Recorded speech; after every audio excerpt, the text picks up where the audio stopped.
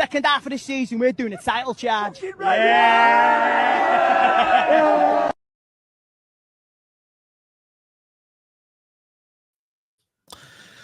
What's going on, people? Welcome back to the channel. Welcome back to Saeed TV. We are live for the Late Vibes Debate Show, man.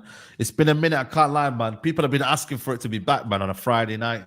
You know what I mean? So we're back here, and we are here with a press conference reaction. We got the full, no, not press conference, it's an interview, basically, of Ruben Amorim. You know what I'm saying to you? But we're here. Big up everyone locked in. We got Double A, Zizpoms, and Elite Pundit. I feel like we've got like a proper, this is a proper panel, this, man.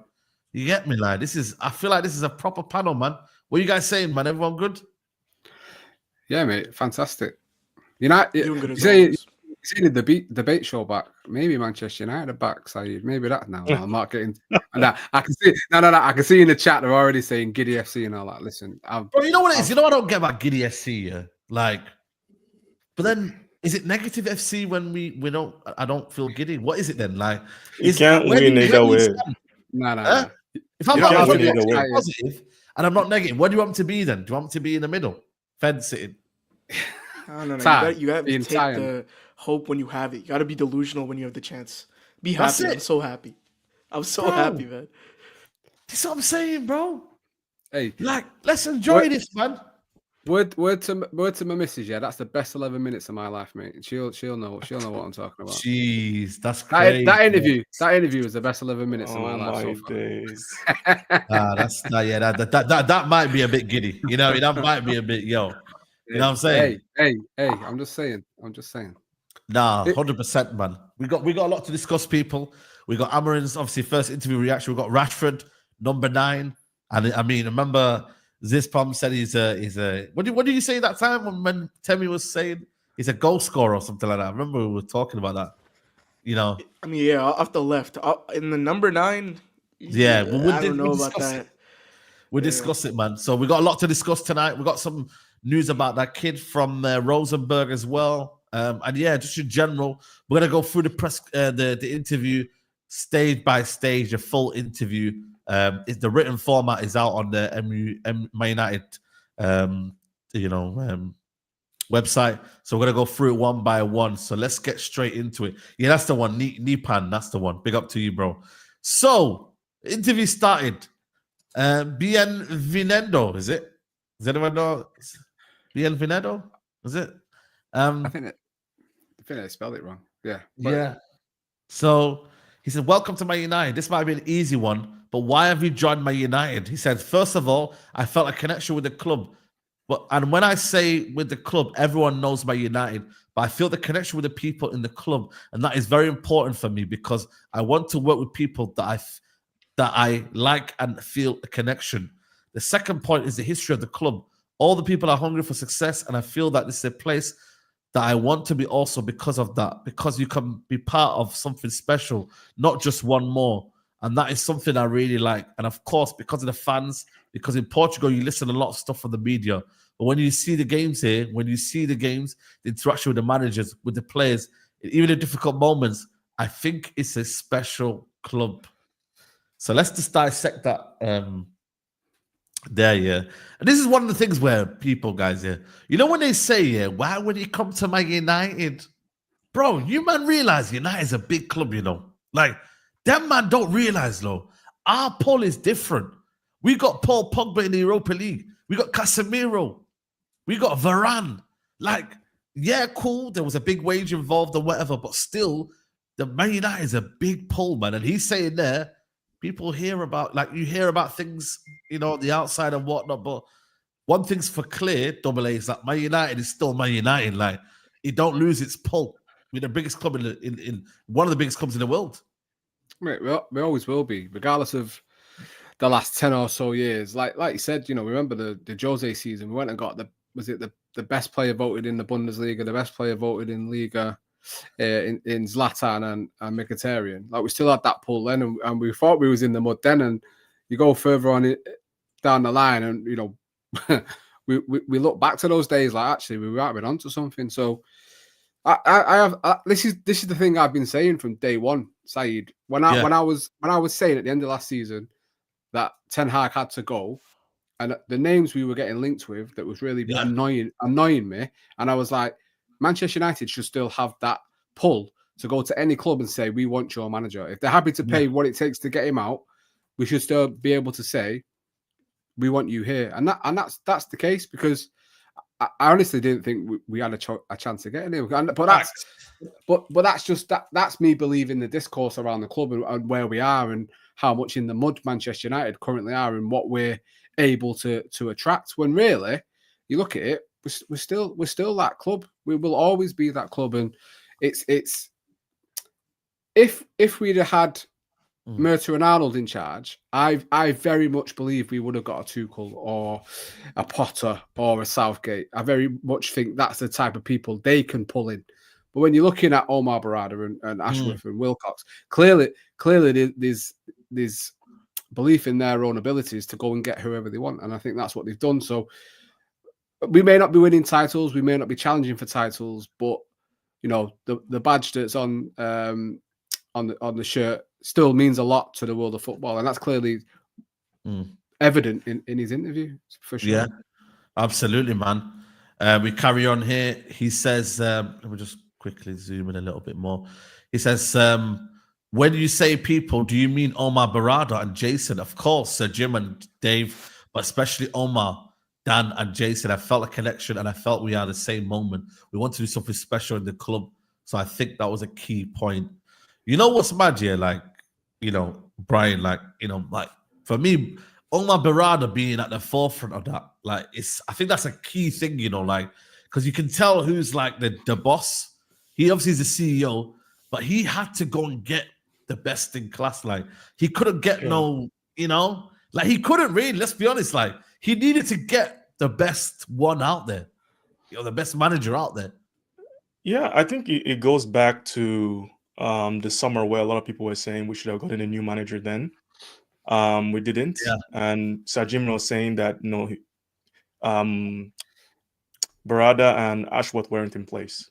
So having both of them in place probably played a huge part in getting Amorim in. I mean, I'm very happy. I think people are hearing him speak now on this interview. You know, everything he said so far has been the right things. And that relationship, I think, between the directors of football and the manager is crucial, not just in terms of like expertise, but just personal relationships. And I think that's where Ten Hag probably fell apart at Manchester United. Yeah, I think his interpersonal skills with people weren't very good. He fell out with a lot of people. We seen him with Casemiro. We seen him with so many other people. And immediately we got these new directors of football, I knew that he wasn't going to last because of the way he kind of tends to get under people's skin. I don't know what it is, but he's just not very good compared to Amorim, who is a lot more. He wants everyone to come together. He wants everyone to be a part of something. Doesn't mean he's not stern. It doesn't mean that he's not going to get rid of people that he doesn't want to work, but he's a lot more. He's the kind of person you want to walk with in a company, in anything. That's the kind of person we needed at Manchester United. And, you know, hearing him talk about not just the directors of football, but like say, this is a key reason why I came here is a good thing for us. So it's good to hear. Yeah, absolutely. Absolutely. The next part of the comment, big up to Suj, who says, big up the panel, hit the like button, subscribe. Let's throw support to provide us content. Side note, over 800 now, under 300 subscribers away from 1K. Come on, guys. Let's get double A to 1,000 subscribers, guys. Come on. 251 away, I think. But yeah. There you go, man, people. So make sure you don't. Appreciate that, Sue. Come on, man. Come on, bro. The next comment we have, he says, someone said that Cristiano Ronaldo called you the poet. Is that true? Yeah, but it's a funny thing. When I speak. I think I speak from the heart. I think people feel like it was something just to have fun. Yeah, man. The poet, man. Is he going to be, you reckon he's going to be named like that at Old Trafford? You know what I mean? You know, we have the chosen one. We have, what was Ten Hag's one? Kind of eras come to an end or whatever it was. Like, he kind of had that kind of man. The one. The one, yeah. The poet, what do you reckon, man? You know what the maddest thing is? Ronaldo, of all people, who's been smoking that You know what I mean? Like he's looking to cuss United at every opportunity. You know what I mean? Let's be honest. The thing is, right? I honestly, maybe it's fate.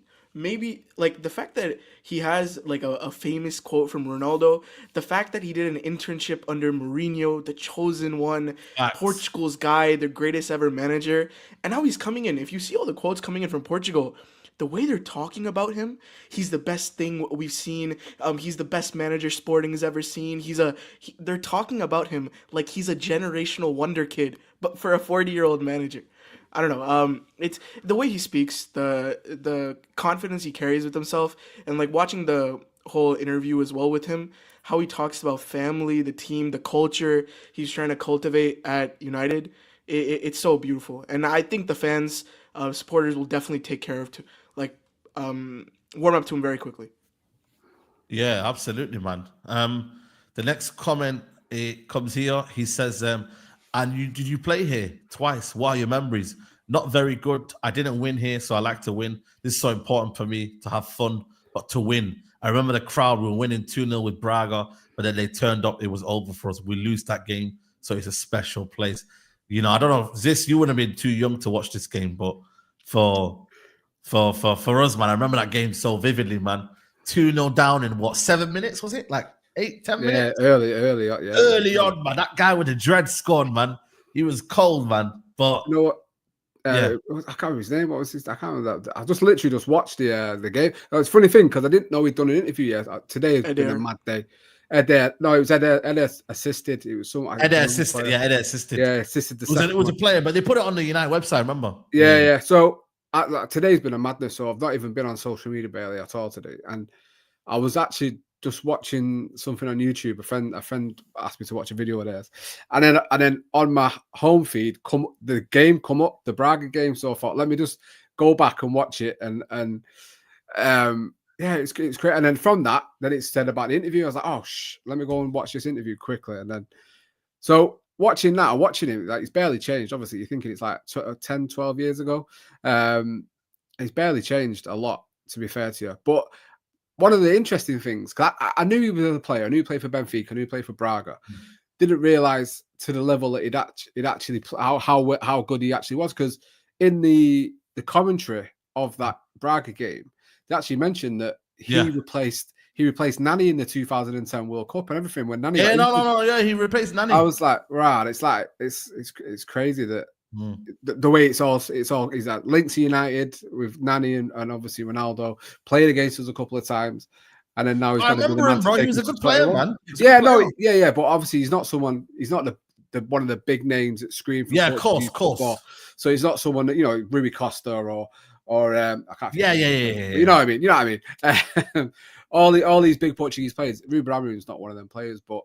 Yeah, it's mad that he's got to be the man to lead us to 21. Do you know what I mean? So I'm up. There we go, man. It carries on here. Do you want to use that power of the crowd now you're in charge? Of course. If you are a coach and you don't use the most important thing, of course the players play the game, but the environment is so important because they play better if the environment is good. So of course we need supporters to win football matches. This point here, is like. One thing at United is that, broski, we've been in the dumps here, and this crowd has always celebrating and just been there, you know what I mean, and whatnot. But it has been in the last year or so been so abject.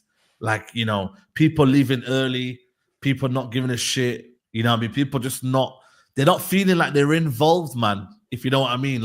That's one thing that Amorim has got to install, that belief that not only can he win, he's got to win with style, but also just in general, bring that kind of belief back that, we're onto something. We're not just, we're not here for no mess around, man. There's going to be something that we can take forward because, the crowd, they've been there. 73,000 people come to a Carabao Cup game. So we've got loyal support, but it's now put it into fruition to be like, we're here for a reason. We're not just here for a day out now.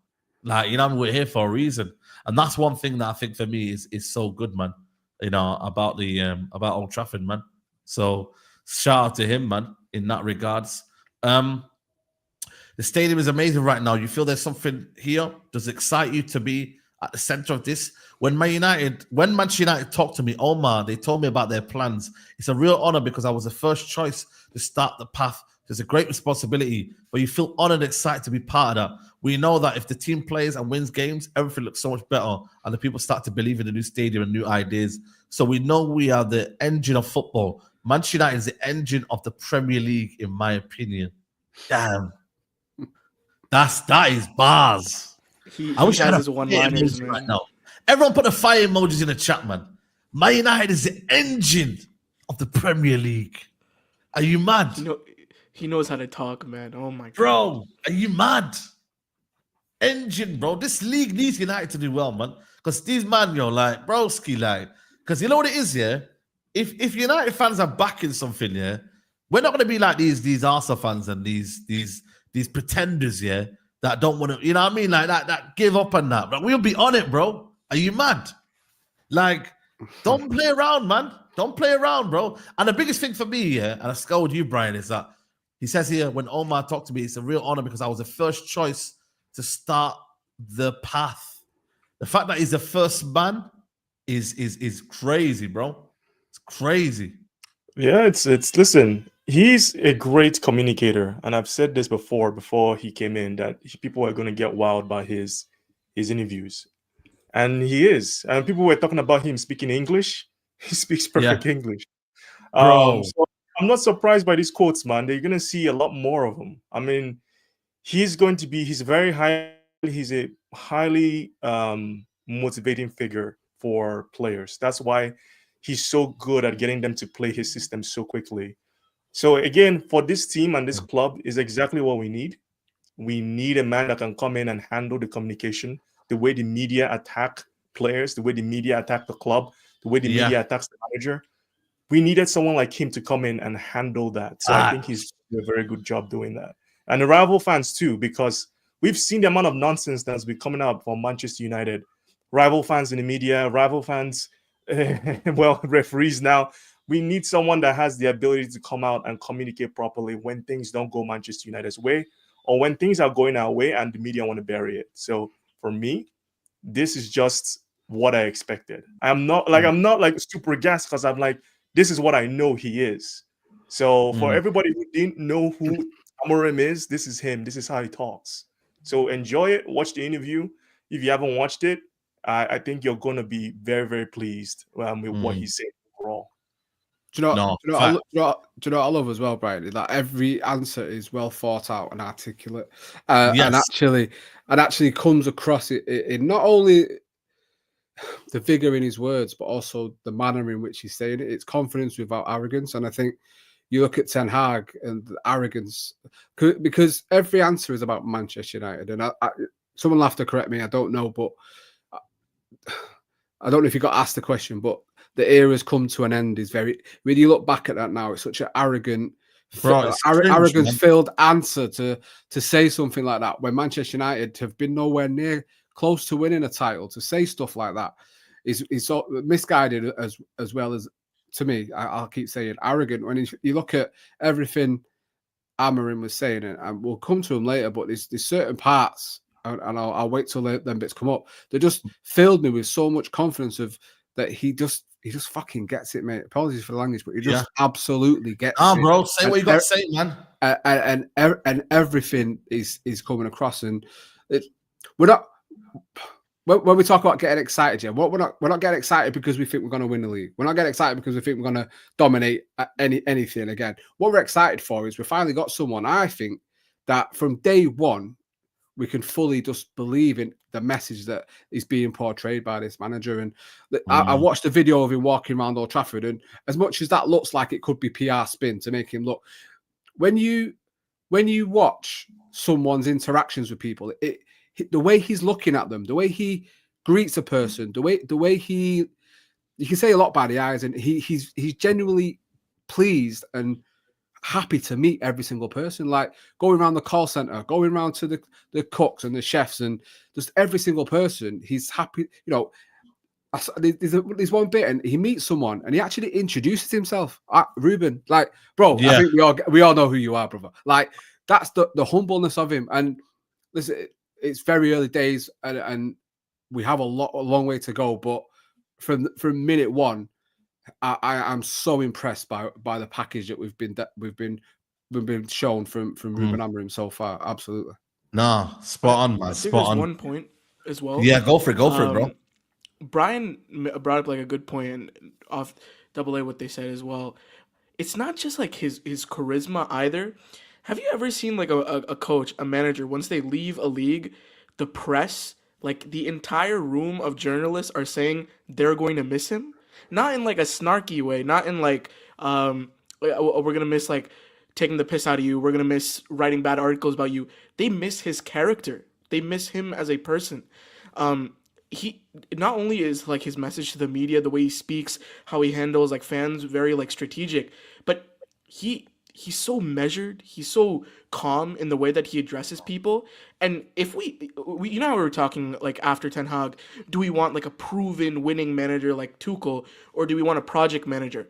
For those of you who wanted a project manager, Amorim is the definition of it. The day he came into Sporting, he set the expectations, he set the guidelines, he managed his relationship with the media, with the fans, with his players, all to build something year after year or season after season, month after month to get to somewhere.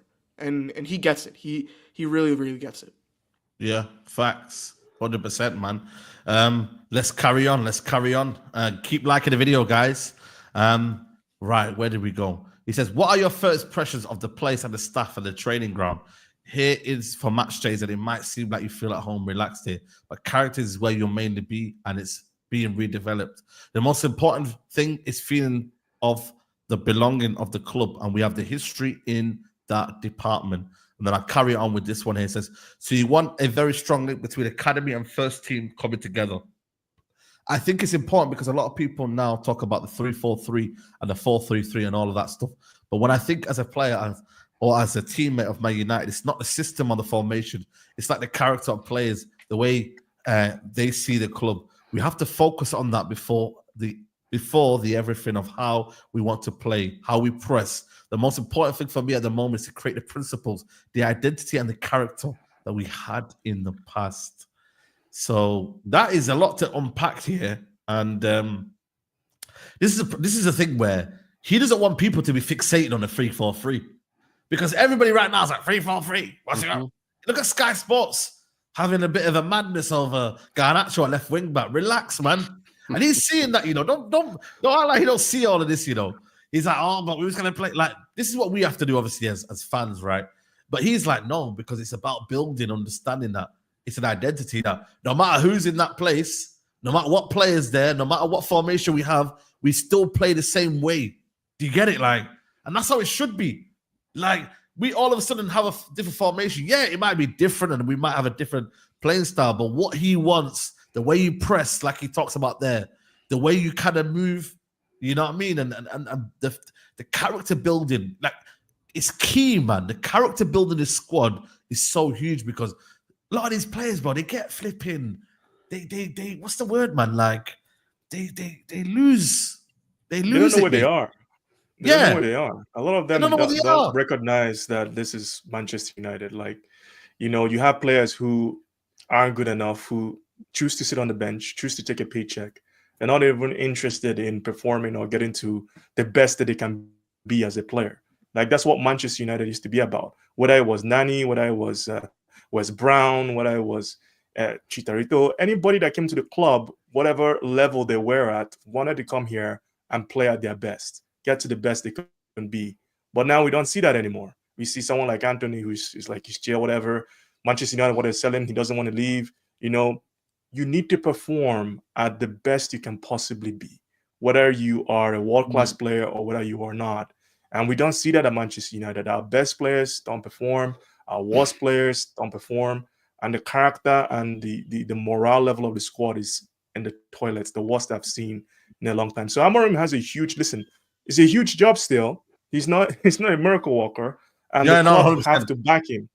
The club have to back him to get the character and everything else in the squad right. Because there are going to be players that don't take to it, right? There's going to be players that are not going to be able to do it. That's just the reality. I don't know how many of those players that are going to be. It might be favorites that I like. It might be favorites that I don't like. at the end of the day, it's the club's responsibility to back the manager to get him what he needs. And if we don't do that, we are going to waste such a good opportunity, such a good manager that has the skills. He clearly has the skills to bring out the best in players. So we need to support him to do that at Manchester United, because that's what he's been doing at Sporting, before that, Braga, and throughout his career, even in lower divisions. So I'm really looking forward to the players. Like this would give us the clearest example of how good is this player actually. Because honestly, under Ten Hag, I've not been able to really do that. You know, No. we've not been able to say, oh yeah, Højlund, this is his level, Xerxes, this is his level, we can't really say that Kobe Mainu, all these players, even Garnacho. We need a manager that comes in and it's like, okay, we know we can trust his assessment of players and be like, okay, this guy is good enough, this guy isn't. Just say quickly on that second paragraph as well. When I saw it on the interview and reading it there again, the first time I saw it, I was like, finally, he's addressing all this nonsense about, you know, like you said, mate, everyone's doing these predicted lineups, who's going to play where and all this. But to hear him move away from that, I said, firstly, let's start at the basics. And we know this team falls down a lot at the basics, and that being character. But as much as it's something the fans are desperate to hear, and as much as it's, you know, batting away the media and saying, listen, don't worry about that, I also think not so much a thinly veiled shot, but it's the players have to listen to this now, because it's the character has to be right. And those ones that we know fail when it comes to character will start to realize, oh shit, he if we don't match his expectations, we're gone. And that jeopardy there is so massively missed at Manchester United, that you aren't going to skate by on and rest on your laurels and get by and be in this team because you're the captain, because you're the highest paid player, because you've been here for so long. You fall in line or you're out the door, and that is what we have been missing for far so long. So if I'm right in what I'm thinking at that, and that is what he's saying, a lot of these players are going to have to start booking up, and I'm not surprised they're all fit now. They're all raring to go. Do you know what I mean? To be. If they don't, then bro, they're missing out big time. You know what I mean? So, boys, it's peak, man. It's peak.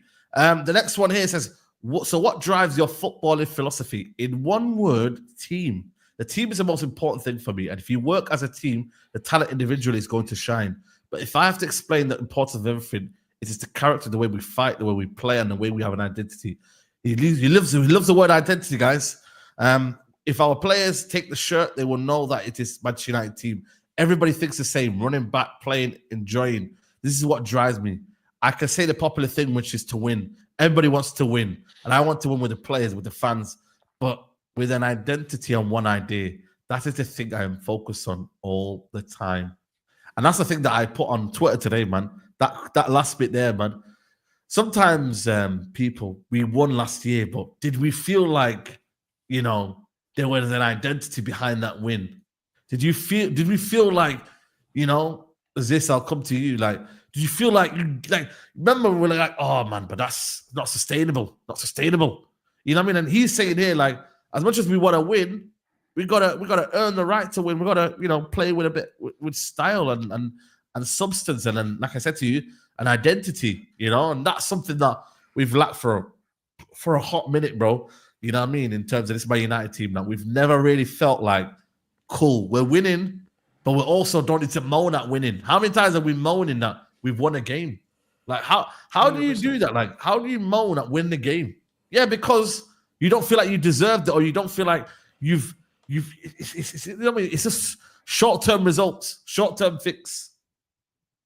What he said, it was interesting too.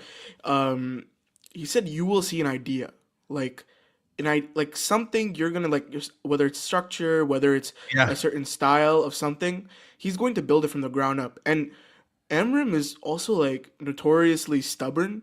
If you don't buy into his plan, you're gonna be frozen out. You're gonna be pushed away, and you won't play. And if we're seeing this with Omar, with Dan Ashworth, with them really buying into Amorim, like giving him the keys, we're going to back you. This is a long-term thing. That sort of discipline, it's not just like like a authoritative guy, it's like you're finally putting some order in the team. Like we're gonna start from ground zero here. And even though like Ten Hag had a couple trophies, right?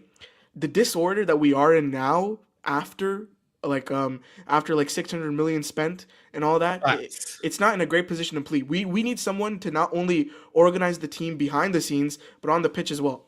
And I think Amorim gives that better than a lot of people out there. That's so key, man. And for me, that honestly, bro, like winning, guys, like don't get me wrong, it's like you want to win, but bro, like man can't be going and winning games and be like, yo, man, but you see they had 20 shots today, man. Yo, like they had a lot of the ball, man, and yo, like they were beat like Luton Town where they dominated us and that. And do you remember them games, man? Bro, like, Saeed, you had to suffer watching United, you know. Suffer. I was going to say, how many times did we come out of Old Trafford and go, job done? At least it's job done. Do you know what I mean? And so many games. We had them periods of, 20 minutes would be good. We'd concede or we'd get pegged back and then we scrape one last minute. McTominay coming on scoring 2 to win. There was never consistency, and it was. You look back now and you think even this first season, I think it was all game by game. And that's all it ever was. There was never anything to build on, because as much as the first season started to build that, because you were talking about going to Old Trafford and wanting to be there, and I think that first season he kind of brought that back, because I remember we'd go to Old Trafford a little bit earlier from the previous season. Yeah, and we were excited. We were winning games, but we was excited to finally see something, potentially hoping to build, and that all fell down last season. So we need that now. As much as we want to be challenging, as much as we want to be winning trophies again, I think the most important thing for Manchester United to have now, and it's a word he used a lot, and he said it, is identity and this philosophy of what we actually are, because we've been lost in the wilderness for far too long, and it just cannot continue. We need that steady base to build on, go forward, and then hopefully the dream is that he is pushing us to trophies and challenging for the 2 top trophies that we want to be challenging for every year. And long way to go, but like I say, first impressions mean anything. It is a brilliant start from him for sure. Yeah, absolutely. Big up to Suge again. Someone's right. Before there was super chat for you, Sam. Double A, loved you on the terrace. Hope you keep going on. Big up to you, Double A. You'll have to wait and see. Yeah, absolutely. Big up to Suge says, as a rival fan looking in, as a squad, United needs some work. I'm hoping the entire fan base as a club give him time to work. It's a process that will take 12 months minimum. Absolutely. I said it, people, man. People are going to laugh at me, but I think this is this is the manager I'm going to give the most patience to. And people might laugh at me and say, yo, you said this on the Ten Hag. Like, generally, bro, like, this is the manager I believe I'll give the most patience to. It might be words for now, but you will see. You know what I mean? You will see. Big up to everyone still locked in. Nearly 1.2K in the building. We're on 371 likes. Can we get up to 500 likes, people? Sorry out, people. Come on. And then make sure you subscribe to Double A, people. His channel is pinned in the chat, people. Appreciate come on, bro. So here it says, so that is reflecting your personality as well. We speak to people. We saw you yesterday saying hello to everyone. That matters to you a lot. Yes, because I think this is the fun part. I'm a small part of the club. I know that the manager or head coach is so important in the club because you have it in your hands and of the engine of the club. I understand that, but I want to be part of something. I don't want to be just in charge. So I want everybody together. It'll be more fun and so much easier to reach these goals. Yeah, man. What I did like about him yesterday, that, you know what I mean? Like, that was a random thing as well, man, to do. You know what I mean? Like, for him to imagine being at that tour, man, which costs about 16, 17 quid. And then all of a sudden you see Ruben Amorim just rocking up, you know. Them guys who went, man, like, fair play. That must have been a sick experience. But I like the fact that he wants that togetherness and he wants to. You know what about him as well, Elite Pundit, is that he has a personality, bro. Let's be honest, man. Ten Hag, man, when he was around the players, bro, you could look at Ugarte, man. You know what I mean? With that Ugarte and that, like, bro. Yeah, that was awkward I as hell. tried to grab him on the set. Yo, do you see that? What do you see what? Oh, yeah. I know that. Like, bro, Yeah. man, like, come But on. you know what it is also the interaction with the fans, right? We haven't had a manager that's come in and really interacted with the fans like that as much as you'd want to see. Maybe Jose a little bit, but interacting with fans, because one thing that Manchester United fan base is divided. It is incredibly divided, and we need to unite the fan base. Not just the fans that go to the ground and go to the stadium, but people online.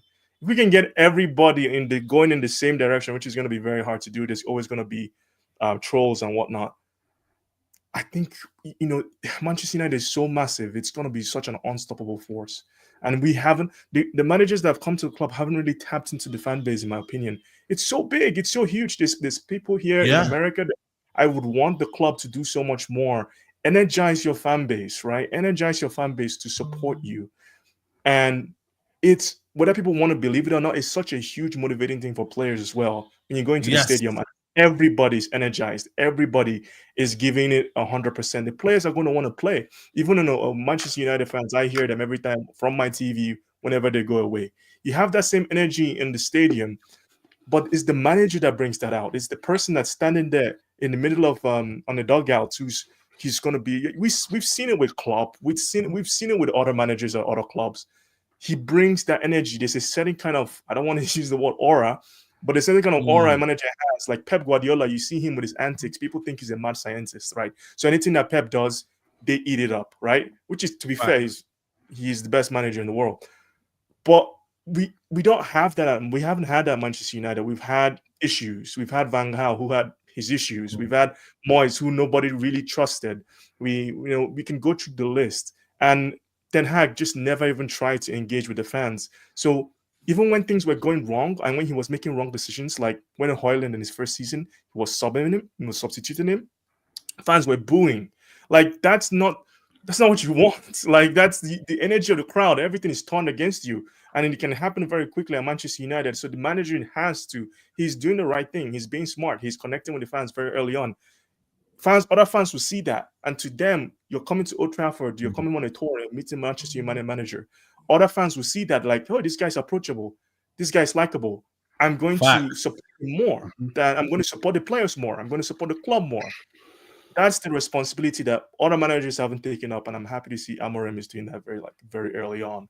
It's needed because there's going to be tough times, guys. It's not going to be smooth sailing. There's going to be times where maybe Manchester City or a big rival or Liverpool or someone beats us pretty badly, and that's for me is when all these skills are going to come to be tested. Like how are the fans going to react? Amorim going to react?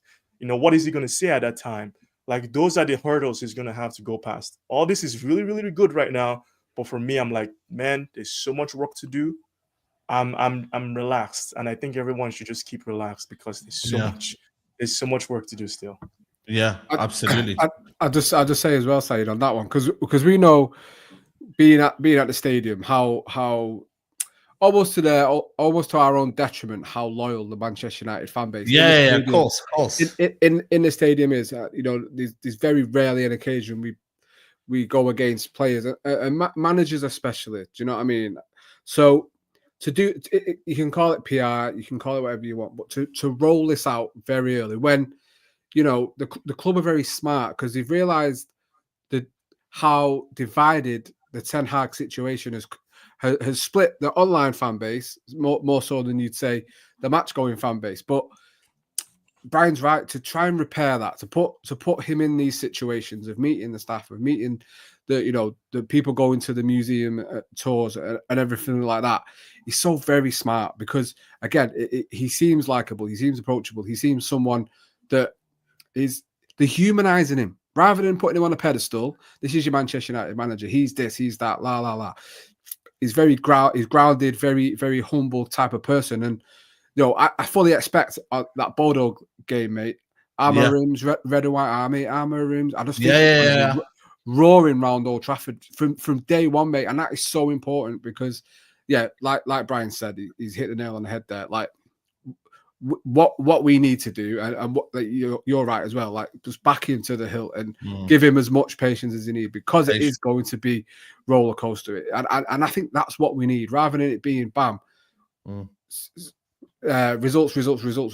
You kind of need that, because it's going to take time to get us on a steady incline to where we want to be. But I just think, yeah, doing all this, doing it the right way, is testament to the club, and trying to galvanize everyone to back the man, like he said himself, is the first one on this pathway in this new regime. Yeah, spot on. We go from there. It says, so what kind of culture did you try to create at clubs that has always been the same, or is it something you've adapted as you've developed as a coach? Well, you don't know my past as a footballer, but I was a football player and I played in any position. I played at right back, left back, centre back, midfielders, wingers, number 10, number 8. I didn't play goalkeeper and striker. Damn. This guy is, he's been everywhere, man. He's you know what? That game when he played against United Braga, he played centre mid, then he played left back after that, I think, as well. So on the formation, I'm sure they're showing him wide left, all right. Yeah, it must have been wide left then. I don't know. Yeah. The guy was playing everywhere, man. This guy is he's a beast, the man. Portuguese John O'Shea, man. Listen, he's on it, man. But that what does that mean, this bomb? Like, what does that give us? The fact that the manager has been basically, a good utility player and a good player that's played in adaptable systems and whatnot. You know what I mean? What do you say to that, bro? Honestly, this was the part of the interview where I got like the most excited, weirdly enough. This is it makes no sense. Like, I don't know if you guys are on Twitter. A few months ago, like when Mourinho had signed to Fenerbahce, they were saying like it was a joke, but it was funny. Born to be a dictator, forced to be a football manager. The way he motivates crowds, the way he like people have like almost a fanaticism for him. This line was, I was like, oh my god, this is actual perfection. How else do you get fans on your side in a way? Fans, players, everyone, pundits. He wasn't a star player. He's creating this like humble picture of himself that he's one of us. He's on the ground with the rest of us. He was in the bench. He was doing the job for everyone else. Like we said here, he humanizes himself, and that makes it so interesting as well, because he's dealt with egos. He knows how to manage the big personalities we have in the dressing room, but also he knows how to manage the massive wealth of fans and community there is as well. He's basically owning up to what we idealize in a manager, the community man, the guy that keeps everyone together, that protects us. Even in a part of the interview, he said, I will do everything for this club. I will protect my players if I have to. I will stand up for them. That is someone you want to fight for. That is someone you want to go to war for. And the confidence he's instilling, and I'm sure it's very like strategical as well, but he's hitting on all bases with everyone, fans, players, backroom staff. It's just great. Yeah, listen, if that can help a lot of players to learn that, I played in that position, I played here. Listen, you go and play, man. You go and do what you're told, man. You know what I mean? Just off the back of what Sis said there, like obviously it's very true what you're saying of galvanizing it. And I remember Jose when he first at Chelsea, and those first 2 title wins, that team would have run through brick walls for him. Drogba, Lampard, Terry, they absolutely would have died for Jose Mourinho. And I think we saw that with Sporting in his last game when they were throwing water on him, they were sort of lifting him up in the air, like really congratulating him. And you compare that to United and Ten Hag. I think United players were lifting up Ten Hag, but it was to throw him out of Old Trafford. Get out. Do you know what I mean? Like, I just think it was just total opposite, because Ten Hag was throwing the players under the bus by the end. Do you know what I mean? And he did it consistently. And in a game right now where, rightly or wrongly, players' egos are so fragile, and they have to be told that they are the best from inside and outside. They have to have that arm around the shoulder, I feel, more so than previous eras where it was a case of, I always remember as being like growing up as playing football, if your coach never said anything, you was doing a good job. You didn't need to be told. So I've took that into everyday life. Yeah. It seems like now that they need to have that. Yes, listen, I'm there. Blah blah blah. Because you could hear it coming out from certain players about Rude. Yeah, we love Rude. He's here. He's there, and that was worrying me because it feels like they wanted Rude there to have that shoulder to lean on if things were going their way. Exactly. So the fact that he's doing this from day one, like he's saying this, I will back you to the hill. If you ride for me, I will die for you. And that's what he's giving. Togetherness we need. Yeah, absolutely. Yeah, absolutely. Let's carry on, people. There's 1.2k in the building. Not far off 500 likes, guys. We're not far off. Smash the likes, people. He goes, there's still time. Yes, I will try. So 2 positions. I was a team player. For me, that is important. But I was also a team player. Sometimes I had to stay on the bench. I know everything my players feel. So when I think about a team, I think about every player, about the fans, the feeling. Everything is on my mind. You know how mad that is, yeah? Obviously, Ten Hag, he was a footballer, innit? But I don't know what sort of footballer he was, yeah. But you know what I mean? We've got one clip of him, I think, winning the cup with his club. What was his club, by the way? I forgot that club that he was, I remember he was playing football in the final. He won, and he was talking about how special that moment was. But I don't know what he was. Was he a DM or something? Little DM and that. But yeah, he was a midfielder, I think. Yeah, he's a midfielder. Right? He was a centre back, wasn't he? Centre back. Was he centre back? I don't know anyway. 20. Yeah, FC 20, but we don't really have clips of him. We don't really have that, come on, man. Like, it's like Jurgen Klopp and that, you know what I mean? We don't really see enough of their games for us to be like, yo, you can tell what sort of manager they're going to be. With this player here, like, he's saying here, like, yo, I know what it's like to be on the bench. Like, I know what it's like to be part of a squad. I'm a team player. I just hope that comes across well as well in this team because, boy, these players are so, what's the word I'm looking for? Like, they cry, man, when they're not playing games. You know what I mean? They cry, bro. Them man are like, why am I playing? Oh, you know what I mean? And that responsibility, knowing that even if what I want, is that if you're on the bench, you still have a responsibility that when you come on the pitch, you're gonna take that bit, you're gonna have an impact and you're gonna want to play for the team, So I just feel like for me, it's like having that responsibility on the bench is key, man. A lot of players on the bench are just like, I don't want that, Brian, though. I don't want Anthony to feel like he's on a bench and he can't impact the game because he's part of the team right now. There's nothing wrong with being upset when you get benched. It's what you do when you come on the pitch.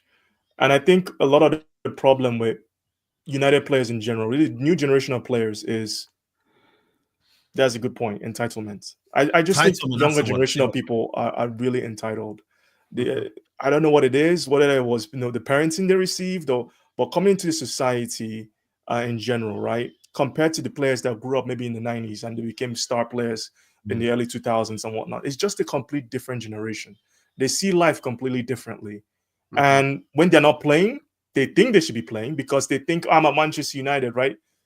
They come to I was thinking about this the other day. You get into Manchester United doesn't mean you've made it. And a lot of players, when they come to Manchester United, they think, I've made it. This is me. I'm a star. I want the number 7. I want this. I want that. I want this paycheck. And when they get that, it's like United is not, I've made it. You've not achieved anything. You've not achieved anything if you've not won a Premier League title at Manchester United. You have not done anything. No player, I would not rate any player as a legend for United if you've not won at least one Premier League title. So in the last 13 years, there's no legend that has come out of that. None whatsoever. So if you're coming to Manchester United and your aim is not to have a mural of you in one of the museums or anything like that, a picture of you holding up the Premier League title, there's no point. You're wasting your time here because that's the blood of the club. That's what we are. We want to win these major titles. We have huge rivalries with everybody, not just Liverpool, but Real Madrid, with Barcelona. So why are you coming here to become a player that doesn't want to achieve anything? So at the end of the day, picking up that's the energy that we need from players. Yeah. Picking up of Brian said, he was talking. Amorim was talking about Munich. And every time he talked about it, every time he talked about the culture, the history, what did he say? He said, we. He gets it. He gets it. Yeah. That's that sense of one thing. community is. That's the one thing that really stood with me. Like you were saying before, when he said the previous thing, that's what hit you. The fact he said we, and I said it off camera, that it didn't feel forced. He wasn't saying it to try and get people on side. It was a natural word that come out of his mouth, because it's like, now I'm your manager. This is us. This is our culture. This is our history. This is what we need to do to get back to how good we were back then. Like, I just going off the back of what Brian said as well. Like, I feel man management in this day and age is so massively important. And like, yes, players don't want to not be starting games, obviously, but I feel like I doubt Ten Hag ever did it, but it's like speaking to a player, said, listen, this is the reason you're not starting, but this is why I need you on the bench, and this is why I need you to be concentrating on what's going to happen in the game, because if you come on, I need you to do this, do that, and get the best out of you. And Fergie was brilliant at doing that, because he could keep 4 strikers happy, and they weren't all starting games. And you had his main 2, Cole and York, but Sheringham and Solskjaer knew that when they come on, they had to do the best and score goals, and that's exactly what they did. And yeah. I know we're not in that day and age, and I'd love it to be like that again, to have that culture of the players are not happy to be on the bench, but it's a squad game. Yes, and when game. You needed, you do your thing, and you do your job. It does seem like he had that at Sporting, and yes, it's Manchester United. Yes, the expectations are higher. The players' wages and the prestige of the players per se, or the reputation of the players is a lot higher. And just going on again off the back of a brilliant point by Brian again, you're right. When you were talking about players coming and thinking they've made it and getting the number 7, I put straight away pictured Memphis Depay, because that is the epitome of what happened when he come to Manchester United. And I feel it's been lost that people now, I think players now think the hard work is getting to United and that's it, when really the hard work starts when you put on the shirt for the first time, because you have to maintain that level to stay there. And that's what it used to be be a Manchester United player. The hard work started the day you signed for the club. And I think that has massively been lost from just favoritism, from people just thinking they can do what they want when they get here, or just simply because the standards of the club have dropped so low. But hopefully the egos too. The egos are so big. Massively, yeah. Egos as well. Spot on. Let's carry on. He says, so coming in the middle of the season, what are your key priorities? He says, we know we need time, but we have to win time. To win time is to win games. But the most important thing for me is identity. Notice how he keeps talking about identity. And you know what the maddest thing is, just to stop there, why is it that when I was talking about it a lot last year, people were saying that was buzzwords, and it was almost like you can't say identity. Like, it's mad, isn't it, how it kind of works that, what do you mean Ten Hag doesn't have an identity? No, but if a manager comes in and he talks about identity, that is a very good thing, because he's trying to say that this is what I want this team to become. What I mirror from my coaching has to mirror and come into fruition on the football pitch. That's something that I was just trying to elaborate on there. But he says here, to win games, but it's most important for me is the identity. So since day one, we will start with our identity. Of course, we are going to prepare the games, but we'll focus a lot in our game model, how to play, how to press, the small things, the small details. You cannot go 100% on every detail because it's be confusing for the players. So if I have to say one thing, my first goal is identity. You know how calculated this is too? Guys, I love that. Sorry, I didn't put that up. Yeah, he's smart with this, because Carragher, Sky, BBC last season, all the style of play comments, I don't know who prepped him or this is his own script as well. He came in calculated. He's hitting all the talking points of what United fans had problems with last season, and he's immediately saying, I'm gonna start from the ground zero with this. And this is the stuff that you do with long-term projects as well. The confidence he's building, that idea that we're building to something long-term. In the beginning, he even said in the interview, you will see an idea. You may not like the idea right now. You may like the idea, but you will see something. And that gives people hope. And I think that's the biggest issue I had with Ten Hag. Under him, for a long time, I just wasn't hoping. I didn't think he was going to get better. And if you're giving that hope to fans to support at Old Trafford, to shout, to roar, to chant. That's what they need. Yeah, spot on, man. I think it's amazing, honestly, like to hear him speak like that. And I think for me, Brian, the way we press, the way we, small details, and that's something that gets lost in this team, man. We don't really talk about that. We don't know what to press. People talk about, do we press man v man? Do we do this? Like these small details, man, are gonna be needed because boy. But then he also talks about the fact that we can't do it all in one go because hey, he confused these players. Forget the players that he had at Sporting. He would definitely confuse these players. You know what it is like every organization. Sometimes we fans kind of see football as this mythical, it's like mythical thing, and it's not. It's human beings you're dealing with. You can't overload human beings with information, and identity is crucial. Absolutely, 100%. And one of the first things I did when I became a Manchester United fan, I remember when I was around 7 years old, was go back and watch so many old DVDs of old games, season reviews, all these things I can just soak into the culture, because I didn't grow up in the UK. I wasn't in the UK or anything like that. I was in Nigeria, but I still did my part to go back and like embrace the culture as much as I could. And I don't, and you've seen this in the interview. Amorim actually mentions the players should go on the stadium tour. It is so crucial to have that identity in any organization. I won't call myself an Apple fanboy, but I know Apple's history very well. And it kind of strikes me as like when Steve Jobs left Apple, their whole identity left, everything was gone, and they weren't in the same company. And Manchester United, when Sir Alex Ferguson retired, our whole identity left with him, and there was no one there to carry on that transition. David Gill left, and we just had the Glazers and Woodward, and only God knows the kind of identity they've put into this club, one of losing, one of petulance, one of just horrible culture. So he's a part of what's going to change that. Not just him. I want to stress this because people I still see a lot of Ineos bashing. I'm not saying you can't criticize them, but they're a huge part of this identity being instituted in the club. They need to be able to see what the manager is doing and support it. And if there's places where they can actually make improvements, they should do that. It's not just on him to impute the identity because the club is just so big now. They need Ineos to come and back it.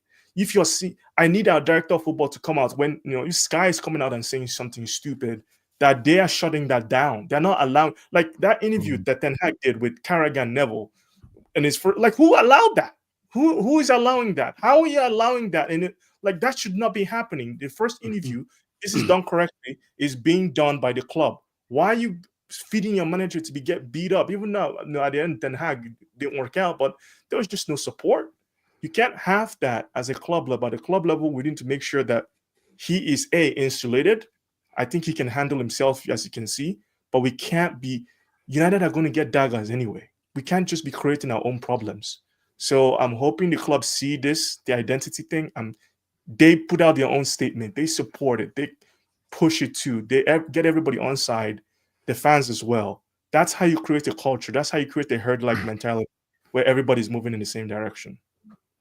Yeah. I'm hoping for one time, Saeed, because we've seen him handle Sky really, really well. And the idiots that sometimes come from facts, their journalists can sometimes be absolutely ridiculous. I'd love it just for jokes.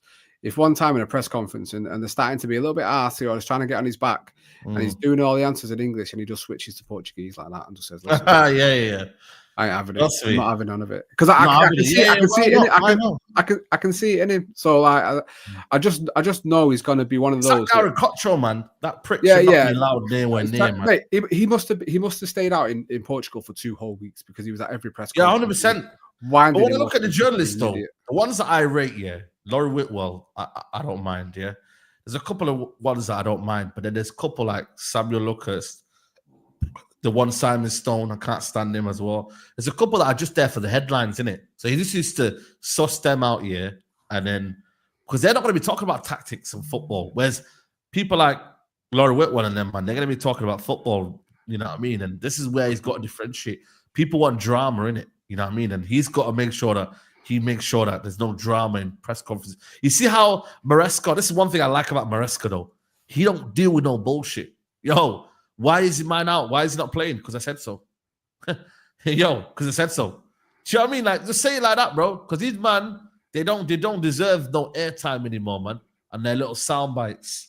You get me? So it is what it is. When your first game is here in 2 weeks, I'll be standing over there. What kind of a team can I expect from Ruben Amorim's United? It's hard to say. I want to say beautiful things to you, but I'm really honest. I think you'll see an idea. That's what this was talking about before. You could like it or not. I don't know, but you'll see an idea. You'll see positioning. You'll see something that we want to reach that kind of level. You will feel that. But we know we have to know that it's like 2 trainings before the first match. This is the best league in the world. But if I have to say something to you, you'll see an idea. This I can guarantee.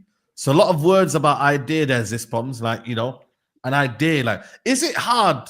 Like, is that mad that he's saying that already? Like, he can give you an idea straight into that Ipswich game, or maybe the game against, you know, on Thursday against Bodo Glimt, that he could give you that, an idea. Oh yeah, 100%.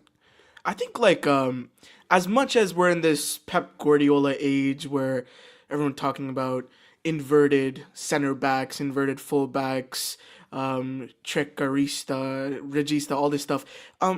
Football, like from like a manager position, can sometimes be a very simple game, and just basic principles like we're gonna go direct in these certain spaces. We're find these supporting runs. Like there's certain things just like when he talks about identity that Sporting do as a team. That you can transfer in like a couple of training sessions. Obviously, like the specifics, the certain patterns or like rotations, you won't get down, but the team will feel different. It will not look like a copy of Ruud or Ten Hag ball. And I think him trying to build that, like very explicitly build that connection in the fans' mind is pretty smart, because we're starting off this new chapter, and in a new chapter, you want to see progress, page after page, a month after month, game after game. And he's setting the precedent already that, hey, I'm going to give you it. You just have to walk with me every step of the way. And he's getting the fans and the players' trust along with that. Mm-hmm. Yeah, absolutely, man. That's so key, man. I think for me, it's like, you know, like we listen, I don't think for me, people should expect miracles at the start, but at the same time, he's saying, yo, listen, we're going to see something.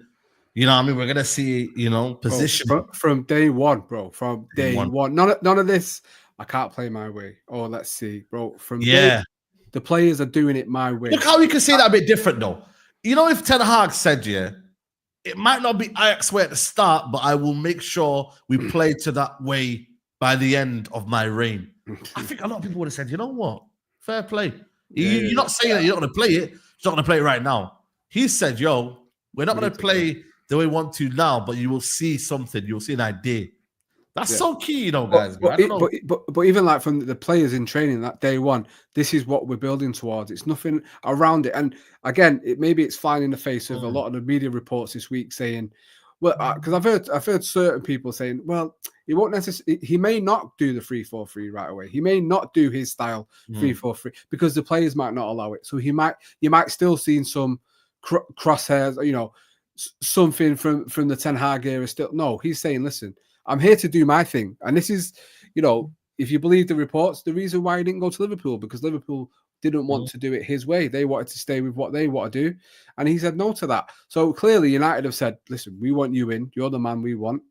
Come and do it your way. You've got that free reign to get us back where we see ourselves by 2028, because that's what they're saying they want to win the title by. You're the man to get us there in the next 3.5 years. So he's saying, from the exciting thing for me, mate, is day one. He's coming in and he's telling these players this is what we're building towards. And I'm very much similar to I'm happy to see, not happy, but I'm patient in what we may see. This you know, roller coaster of results and performances, and like say, similar to Arsenal, but it needs to be quicker than Arsenal, because I think, you know, a lot of Arsenal fans wanted Arteta out, but those that didn't lose the head, could see that Arteta was onto something. Now, whether that gets them over the line is obviously yet to be seen. But there was something there to get behind from day one. And if Amorim's allowed the same freedom in that he's allowed to have that patience, but also given the right to say to the board or those above him, these players need to go. These players are not going to get us where we want to go. They need to go. Whether you get rid of them free or you just take whatever you can get for them, this set of players needs to go. And that for me is going to be one of the big effects on whether Amorim can get us where he sees us going. Because as much as we need these players right now, long term, a lot of the squad there, I'd still say is probably not. Yeah, no, spot on. If we see an idea, there'll be patience and belief, and that's an awareness that is a long-term project. Fair play to this. By the way, this reporter, I felt like he was a perfect guy to interview him because he was also a fan, but he was also realistic about things. So if you see here, he goes, if we see an idea, there'll be patience and belief. And there's an awareness that it is a long-term project. You have young players like Kobe, Ahmad, Garnacho, Rasmus, Lenny, almost come back from injuries, excitement about potential.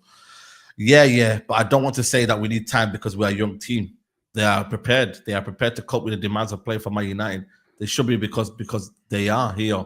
We know it will take time and we have to win time with the games, but we have to start since day one without fear, without thinking about they are not used to playing like this. This is not on our mind.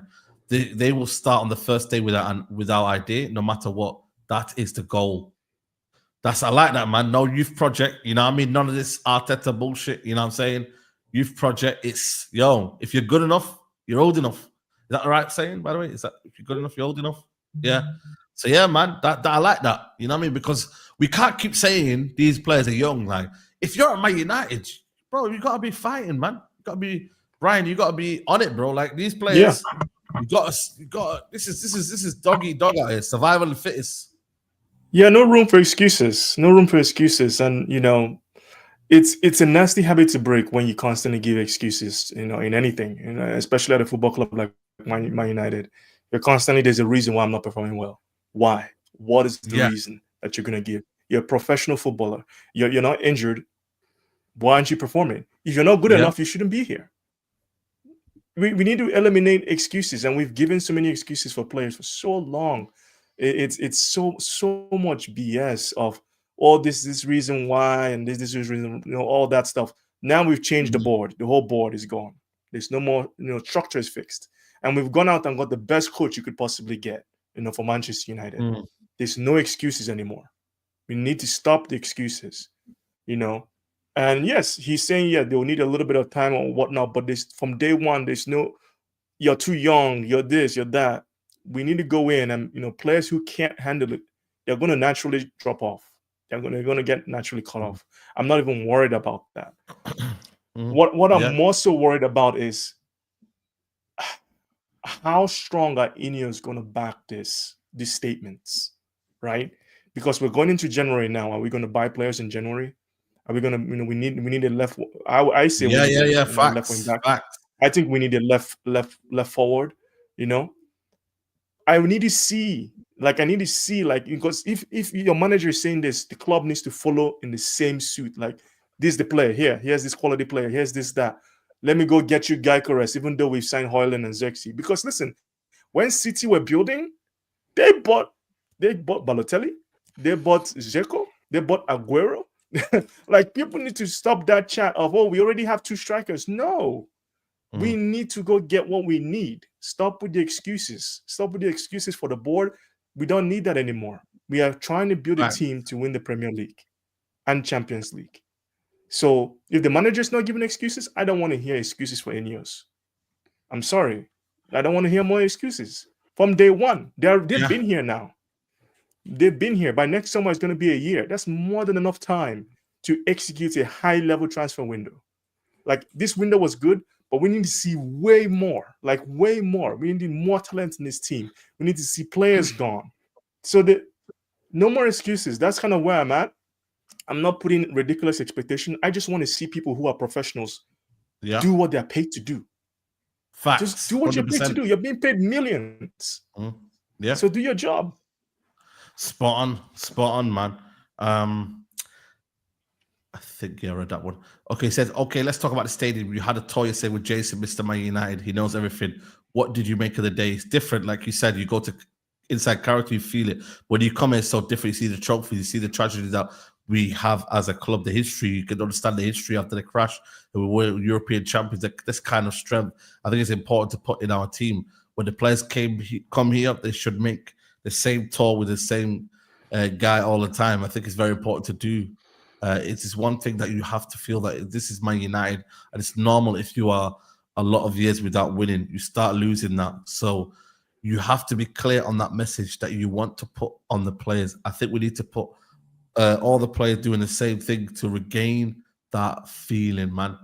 You know, it's a big thing, you know, man, in terms of regaining that belief, guys, man, that we are a big team. We do want to win big trophies, and some of them don't have that, man, and that's something that he's got to instill, whether we like it or not, guys. He's got to instill that. And I mean, the winning belief is good with the FA Cups and Carabao Cup, but winning the top 6 consistently, like, bro, we had one win in 9s this one stage, man.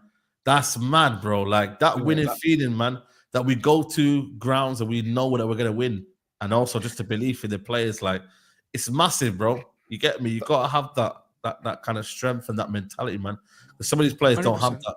We can bash the manager, Ten Hag, but some of these players also, they don't have it, man. They don't have it. I think like it's a good point you bring about belief, because how do you really like get confidence, right? It's from consistency, you know, like constantly doing something, doing it at like a decent level, to the point where you think you can go to the Emirates and get some points. You think you can go, or you think you can defend Old Trafford. I haven't had that feeling at Old Trafford in well over a year now. I think with Amorim as well, he I'd say he's a league manager more so than like knockout stuff. He hasn't really had success in Europe, but he has done like decently in the Portuguese cups. But for him, I think like our floor level, our base level of performance will improve and like steadily improve until something either explodes or something goes wrong. He's very like methodical in the way that like he's like it's building blocks. We're gonna go from step 1 to step 2 to step 3, and then hopefully we'll be in a better place. Yeah, spot on, man. Spot on. I'd say as well on that, like we talk about competing again, but like Zizzy's saying, like how many times do we go into a Big 6 game and think we're actually going to win, even ones at home, like that? Yeah, that whole. What I you know, and I think they're very cheeky to ask him about the stadium, mate, because we know it's a shithole. Let's be honest with you. Like me and you go a lot. Like to start saying, how does it feel here? It was like, well, luckily I'm not getting drenched today. Do you know what I mean? I do where I sit. Do you know what I mean? Poor Andy was getting it. Imagine sitting in front of the flipping pitch, though, man. That's mad. We've not played. Have you played at Old Trafford before, Double A? Like I've not played at Old Trafford. Yeah, they've not been lucky enough to be graced by my skills on that pitch yet, mate. Maybe there you go, man. But I'm just saying, like, if you stood on the football pitch, it is a sight to be, you know. Oh yeah, no. Listen. I am joking. Like I still get chills walking up. If you've seen any of my videos, when I walk up the stairs and I see Anne, the steward, I still get the goosebumps from when I remember going when I was a little kid. Like it's a feeling. Like any of us that have been lucky enough to do it, and I hope every Manchester United fan gets to do it one day, because there genuinely is nothing better than walking up and you start to get to the top of the stairs and you see the pitch down. There's nothing better. And listen, I know, and it's something I'll never take for granted how lucky I am to get to do it every other week when we play at home. So having what I miss, one of the things I miss most, and if I was to do a list of top 5 things I miss most about Manchester United, is that Old Trafford being a fucking fortress. That teams were absolutely shit scared to walk out of the tunnel, mate. That they were so scared to play us that they knew they were beaten, or they would even have a tough game against us at Old Trafford. Now, somewhere down the line, from the players, from the managers, from the board, whoever, that's been lost. Too many times we see teams coming to Old Trafford and bop us off the park every which way. Big up Staffy, bro. just bop us every which way at Old Trafford. It's an absolute joke. Do you know what I mean? Like, I just need to get that back, and that feeling of when you come to Old Trafford, you're on the back foot from minute one. And I'm not saying Amorim's going to do it, but let's hope he's the man that can get that back for us for sure. Yeah. And also, just to let you know, some breaking news: Bruno Fernandes is set to return to United because they qualified. So that's some good news there. We got a yellow. He can't play the next game. Yeah. Oh, what? Bruno got a yellow. He can't play the next game for Portugal, not for us. Oh, is it okay? Okay. Suspended. Yeah. Oh, it's suspended anyway. Say no more. Cool. But he gets to get Fergie tactics. They're all coming back. Did it on purpose, didn't it? Yeah, did it on purpose. Yeah. Say no more. Say no more. Last two. Big up, by the way. Big up, staff who's just joined us, people. So that should you. Big up chat. Big up chat. So that you think that history should inspire the team? That's for sure. That's for sure. That's why we are Man United. That's why we are. A long time ago, we don't win the Premier League. But if you ask Man United, it's the biggest club in the world, biggest club in England. So that is part of the history. It's not now. We have to address that to show that and try to win again. Is 21 coming? You know what I mean, guys? Like trying to deliver that, man. You know what I'm saying? He's trying to deliver that 21. You know, like if he actually delivers that 21, you know what I mean? It's gonna be like we've waited, Moyes, Van Gaal, Mourinho, Oli, and Ten Hag. 5 managers. 5. I want you to buy a Manchester United shirt with Ineos on the back and number 1, mate. You should have a statue outside Old Forget Trafford. that. Well, tattoo it on your back. Well, yeah. Well, I didn't want to. Crazy. Tie it on your forehead for all I care. Don't really matter. But no, but if he does though, that's serious, bro. You get me? Like that's serious, man. Oh, you know what I mean? It's massive. Serious. It's massive. But then, he knows the thing is, though, Saeed, you're gonna get all these managers that backed Oli to the hill, that backed Ten Hag to the hill, that backed Jose to the hill, just coming out and saying, "Yeah, but second half of the season, we're doing a title charge." Yeah. We need an updated version from Andy, man. Can he do us one? Well, I need a version from you. I'll get you on go to ahead it. and give us one. Nah, he's not got the Manc accent to pull that off enough, mate. Andy's the only one that can do it. Andy's the only one that can do it, man. But I was saying then, the only thing you're gonna get is everyone saying, yeah, but Amorim had the right structure. He had a structure where these guys didn't. Do you know what I mean?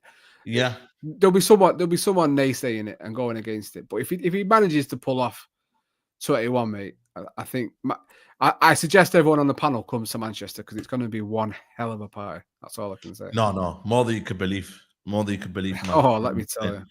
More than you could believe. And listen, I think for me, he knows that. Listen, man, he says here, that's why we are here a long time. We don't pray. If you ask Man United, biggest club in England, have history. We have to address that to show that we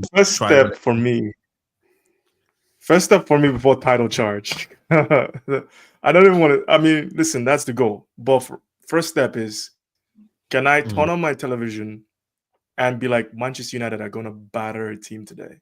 They're like, and be confident of that. I haven't felt like that in real talk. I don't know how long. Like, there's no confidence in anything that we do. I think there's something before that for you three. Anyway, Brian, is it worth me getting up so early to watch it? That's the first thing you need to. Yeah, that's the one exactly. That's what you lot need to remember. Is it worth me getting up today? Because I know Staffy struggles sometimes. So 7:30, man. Oh, it's not no more 7:30 in the morning to watch United getting 3-0'd. Now man's gonna be sleeping with his United top on. You know what I mean? Like that's what Staffy's United pajamas. I'm gonna put all the United gear on the side of my bed. I'm just gonna go to bed and I'm gonna wake up. I'm gonna dress up like I'm going to like it's Jum'ah and I'm going to the mosque. Yo, trust me. Yeah, it's true, man. You know what I mean? It's crazy, bro. Like it's the first time I've gone to United shop in years. Like I haven't gone to the shop to like look at stuff that they actually sell. I was visiting the shop yesterday. My first time in years. I was like, is it time to cope one? Is it time to cope one of these jerseys? In New York, yeah. My United shops in New York. Have they got in stores? New York? Yeah. I don't know. No, I meant online. Oh, online. Okay, I was gonna say. I thought you meant New York. Do you know? Obviously, you all know I'm a kit guy. So, like, obviously, the last couple of seasons we've had some decent kits, and I was like, Ten Hag's just ruining them. And like obviously the third one from this season is one of my favorites. And I'm now thinking, I love that one. Finally, hopefully now these kits aren't going to be ruined because, yeah, man, I'm sick of wearing. I'm sick of wearing. Show for it. You know what I mean? You know what I'm saying? It's a reality. You know what I'm saying? Last comment here of this interview. He says, we're going to finish off, and I want to give a message to all my United fans watching. This is your opportunity to speak to them. What would you say? This is a great responsibility, and the first thing I'm really honored to be here. It was my only choice because I really feel how big this club is, and then I'll do everything for the team. I will defend my players if I have to, all the time against everybody. That's a key point for me. I'll try to do everything to put the club in the place that it belongs, and I believe a lot that we are going to succeed. And there you have the full the interview of Ruben Amorim. That is, bro, when you look at it, it was an 11-minute interview, but, bro, you could take so much from that, man. You know what I mean? Like, generally, bro. The biggest thing that we took away from Ten Hag's was era's come to an end. That was like the headline. Like, sometimes you have a headline, but you don't have anything in between.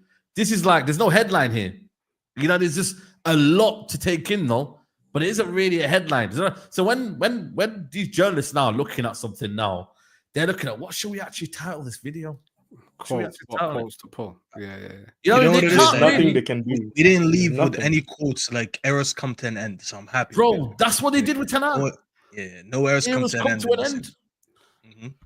If anything, the quotes are positive because it's what we were saying before. From day one, these players will know. From day one. Yeah. You may not like it, but you will see something. And that's the only thing they can pull. That's someone's have said then, what a delicious interview. I mean, yeah, it's perfect. It really is. It had everything. It was meaty. It was just full of the information and the words and the direction and the charisma and the aura that we absolutely wanted. So I'm more than happy. Big up Don Dada Diamond. I know he's watching, so this one's for you, bro. Yeah, big up Don Dada. You know, I mean, you lost yesterday, though, man. Hold that. I know. Yeah. Stop it. But you got beat, man. So yeah, come on. I told you, Steve McCarron, man. You need to sack that. You don't need to listen. By the way, that was a pause. By the way, that was a pause. By the way, I don't want to say nothing, bro. It was meaty. Oh, come on. Stop crazy, brother. What's that? What's that, brother? I'm just saying, bro. When Oski watches this on the replay, when Griggs watches it, they're gonna come to me. They're gonna be like, "Why didn't you pause that?" I have to pause it, bro. Grow up. Come on. You know what? No, I'll never grow up. What do you mean? I'm never gonna grow up. It was a meaty interview. That's all I'm saying. I ain't saying anything. He's Trinidad, by the way, so he's not Jamaican. Oh, my bad. Now that's bad. I stand with double A. Big ups is. Yo. You know what, man? I think for me, like, bro, like, I want, even though Ipswich is a long time away, but bro, man, like, that first game's gonna hit like crack, you know. Is it a long time away? It's only a week away, Saeed. In no time, the game is yeah. I'm saying, like, yo, that game there. You know what the maddest thing about that game is Sunday, the last game of the week. Sunday, we're not even playing Saturday. Sunday, bro. 4:30. That's the Griggs Derby. You know that, Saeed. That's the Griggs Derby. United versus Ipswich. Yeah, I know. That's what I'm saying. Griggs is going to be talking about McKenna, saying, we should have got McKenna. If they beat us, watch him talk about McKenna. You know what I'm saying to you? But I think for me, what I loved about the interview is that it was clear, it was concise, and he's a good communicator. Like, he literally can talk, and you can actually, like, and listen, no disrespect to Ten Hag, innit? Like, but the grasp of English might have been there, but it wasn't communicated well. Like, you didn't feel like it was there. And Dutch people normally actually are quite good at their English. Their English is normally strong, but it didn't feel like that. Wasn't emotive. He wasn't emotive. Yeah, there was no emotions behind his words. Like, he'd say something, and it's like, did he just think this was a smart thing to say?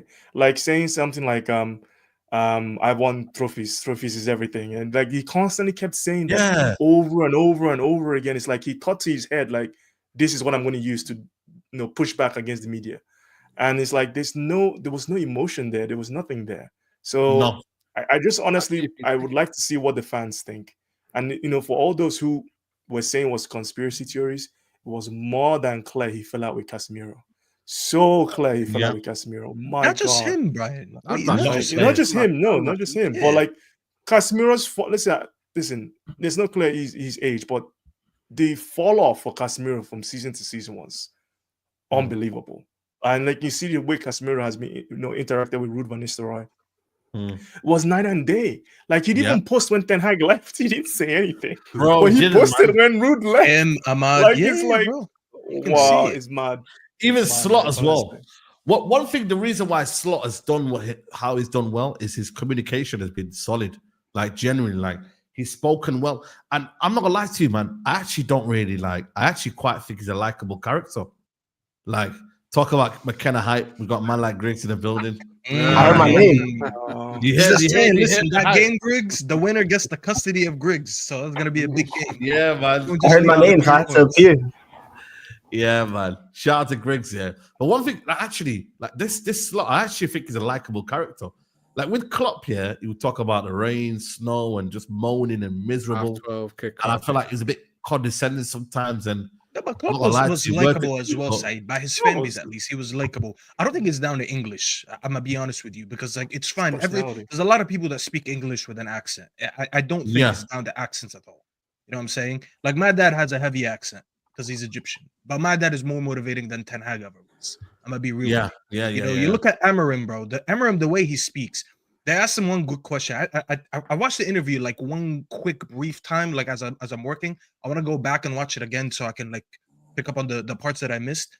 But they mentioned the interview had mentioned, he was like, Ronaldo used to call you the philosopher, and he laughed about it. He was like, yeah, it's a joke because I speak from the heart. And I love when he says that, because I appreciate people that, because I always say that about myself as well. I like to say what's on my heart, and people that do that. Listen, you might not like everything that they say, but it's easy to communicate with people like that.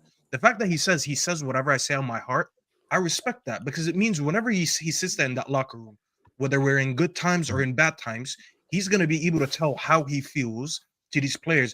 And if someone like Ronaldo, who's one of the greatest to play the game, that played with him, and he took the way he speaks as a philosopher, then that just only tells me how the other players are going to respond to him. Like, let's just look at Sporting. When he went to Sporting, they were in disarray, and then they won the league shortly as soon as he came in. It just shows how quickly you can communicate with people when your communication skills are not bad. And it's, as I said, it's not down to the accent. It's the way you say things. It's the selection of words that you use. I love some of the things that he said today. First of all, shout out for having me on, Saeed. I wasn't here for the first hour, so I'm not going to ramble too long. But a couple of the things that I picked up from is when he said, one of the things he said is, we need time, but we need to win time. And basically he's saying that he needs to win games to be warranted that time. And I appreciate that. And I love that, because he knows that time is not granted for him, even though he's new at the job. And obviously he's going to be given that time, but he's also making aware that he's not taking that time for granted. He's not just saying, oh, well, I just came in, so I just need everyone to be patient until it clicks. Ten Hag used to tell us that, but he never told us why. Or he never told us that he deserved that time. He would just throw those 2 trophies in our face every once in a while. And we're like, yeah, but we were shit for the last 5 games. Can you explain why? He'd be like, yeah, but I'm the second most successful team after Man City. And we never, like, there was a clear disconnect between us. I wouldn't say all the fans, but the majority of fans, there was a clear disconnect between what the manager is saying and what we feel. So you can only feel how the players felt. And that's why when Brian and Double A said it, it was so clear. Casemiro didn't even send him a farewell. Rashford, I don't think Rashford sent him a farewell. No. Ahmad didn't give him a farewell. Ruud van Nistelrooy, who only worked with these guys for 4 months, got farewells from all of them. How could someone who was only there for 4 months have a bigger connection with you than someone that's been here for over 2 years? And that was down to the communication, bro. And I can already tell that Amorim, hopefully, we will have some bad times. Let's be honest. Like every club goes good times and bad times. But the way he speaks already, it makes me feel that, number one, he has accountability in his life. Secondly, when it doesn't go well, he will communicate better than the old manager did. Like, I won't feel gaslighted. He's already speaking in a humble way and explaining that he wants to do all these things, but he has to earn that time and he has to earn these things. And he's aware of what club he's in. He's coming in here and he says, I feel the connection. That's important for us to hear. We need you to feel the connection. I don't need you to just understand it. I need you to feel it. I need you to feel how good we feel when we win and how shit we feel when we lose. And I could already tell for some of the things that he said that he gets it. Yeah. Ronaldo's been speaking on Amorim, said, I wish him the greatest luck in the world because Manchester needs it. So, you know what I mean? He's wishing him well there in that regards. Griggs, before we move on to the Rashford topic, what are you saying, bro, in terms of what you've seen? Are you gassed? What are you saying, Griggs? I'm gassed. Obviously, I'm gonna withhold a little bit of like too much excitement because I was also gassed about Ten Hag and he finessed me like no one has ever finessed me in sports.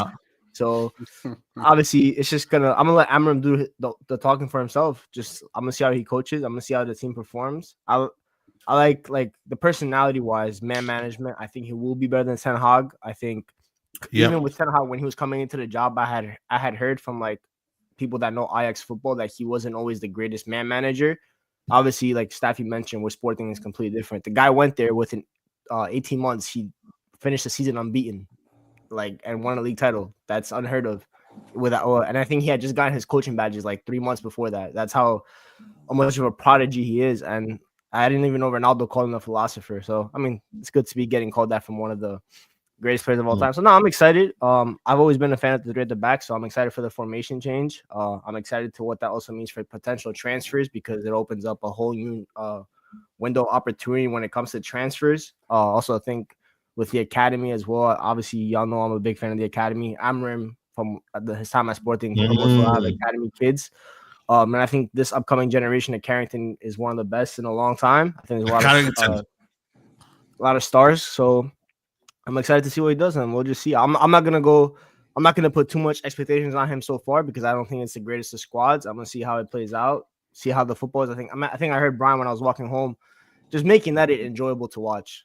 Just let me turn my television on, and I'm enjoying to watch the game. And then if the football is good enough, the results will eventually follow. It's very rare that you play good football and you don't get good results, especially at a big club because you have better players. So just play good football, and the results will happen, and we'll go from there.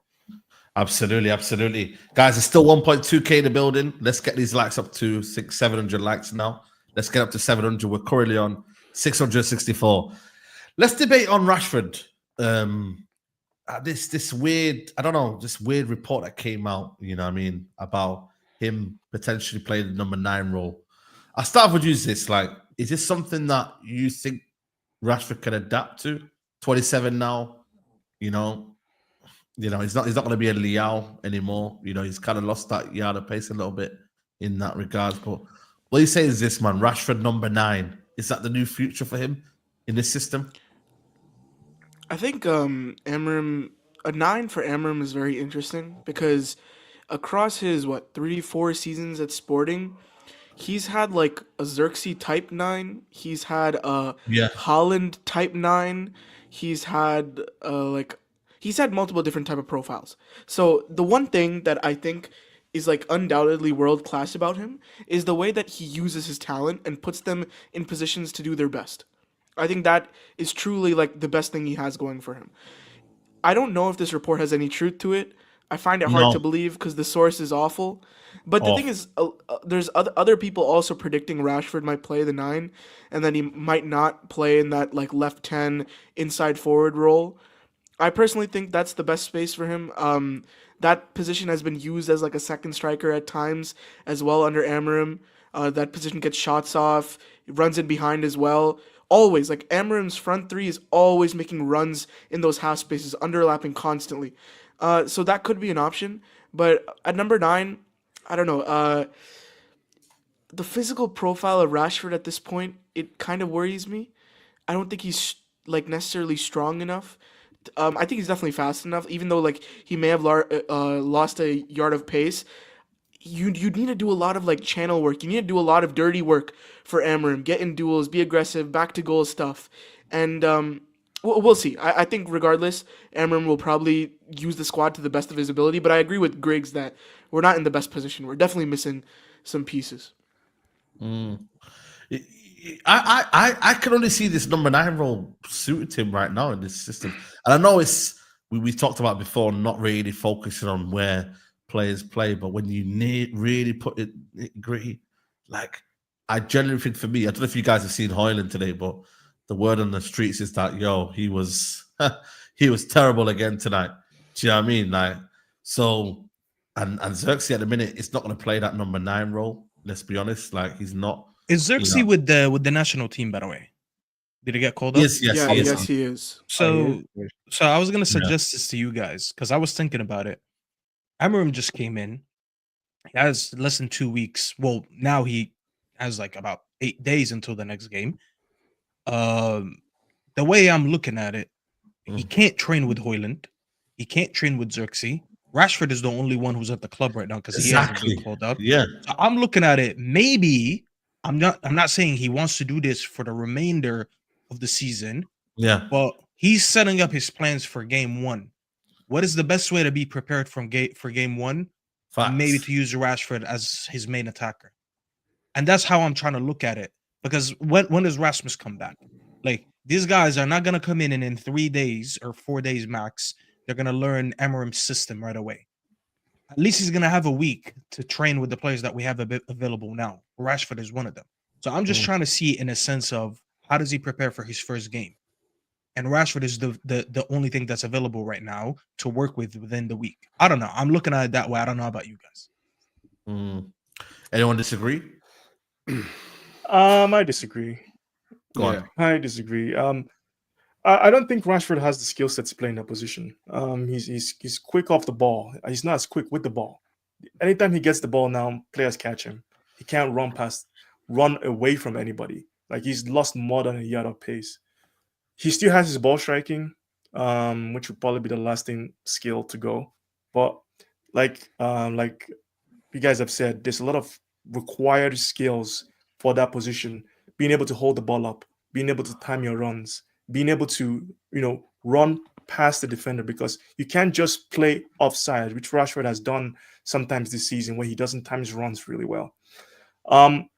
Listen, it's going to be Højlund, and people are not going to like it because, well, Højlund is not playing really well right now, which is fine. At the end of the day, this is why we're bringing in Amorim. His job is to coach the players and improve certain players. We're not going to be able to spend another £1 billion on the squad. There are certain players that have to be coached. If Højlund ultimately proves in these 6 months not to be good enough, you go get Gyökeres.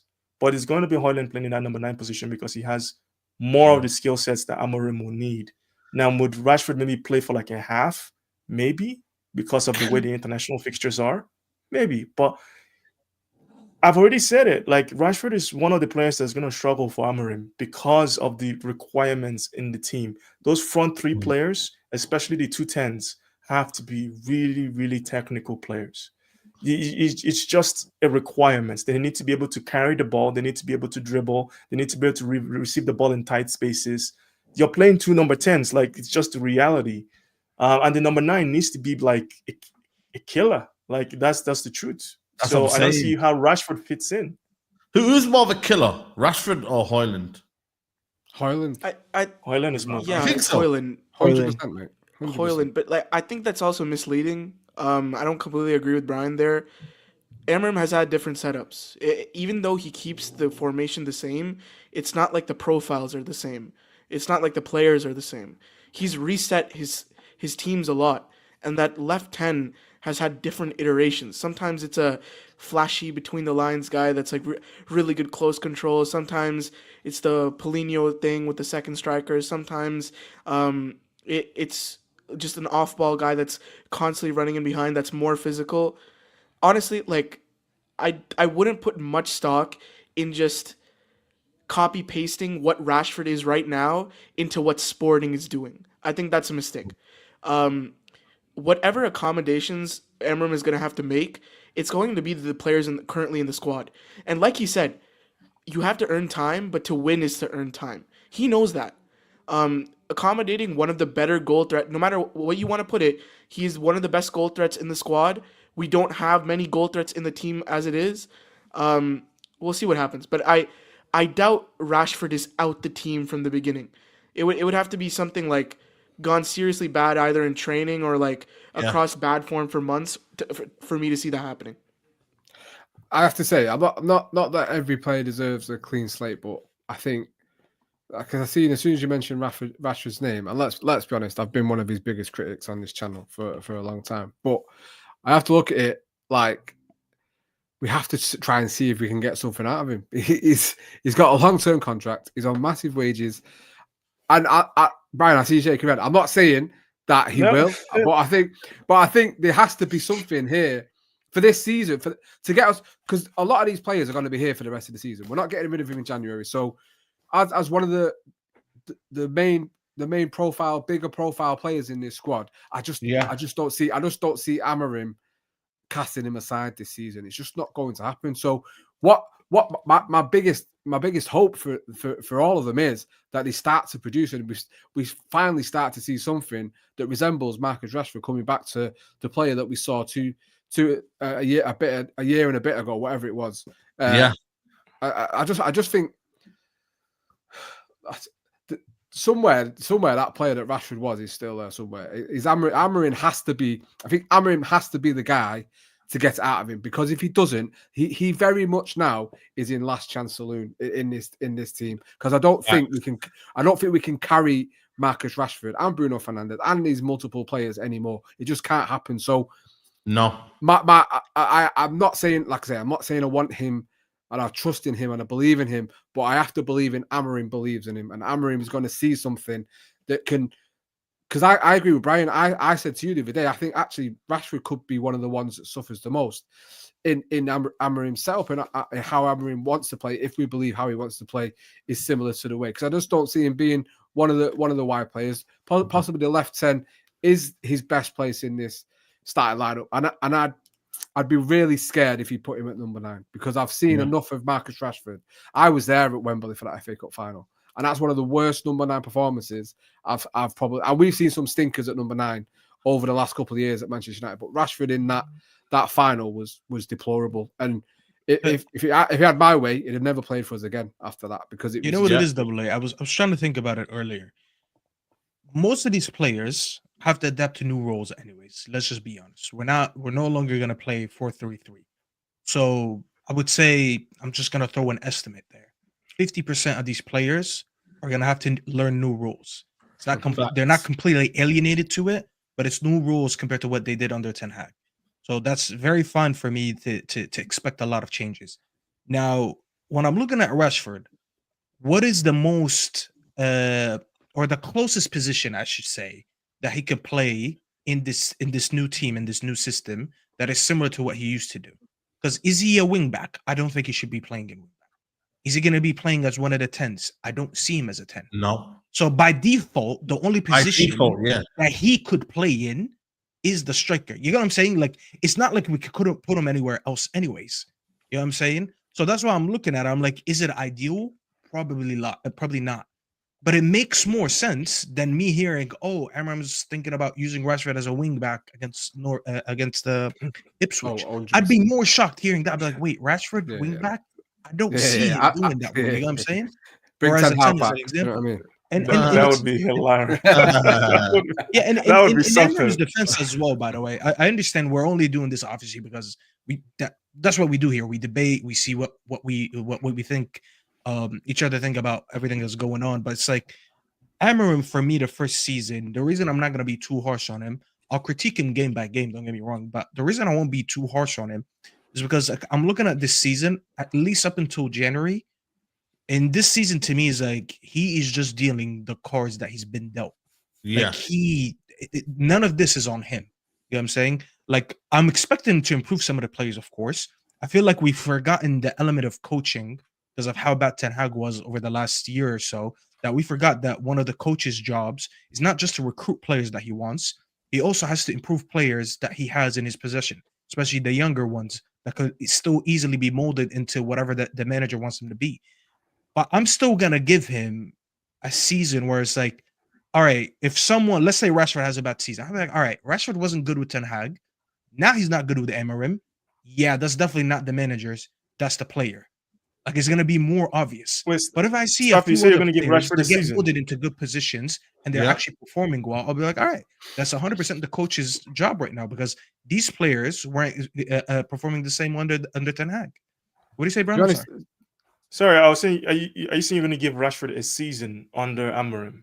No. I'm not saying I'm gonna give Rashford a season. I'm gonna give Amorim the Okay. season without Yeah, being too season, harsh on yeah. him, because he, as I said, he's being dealt the he's handling the cards he's been dealt.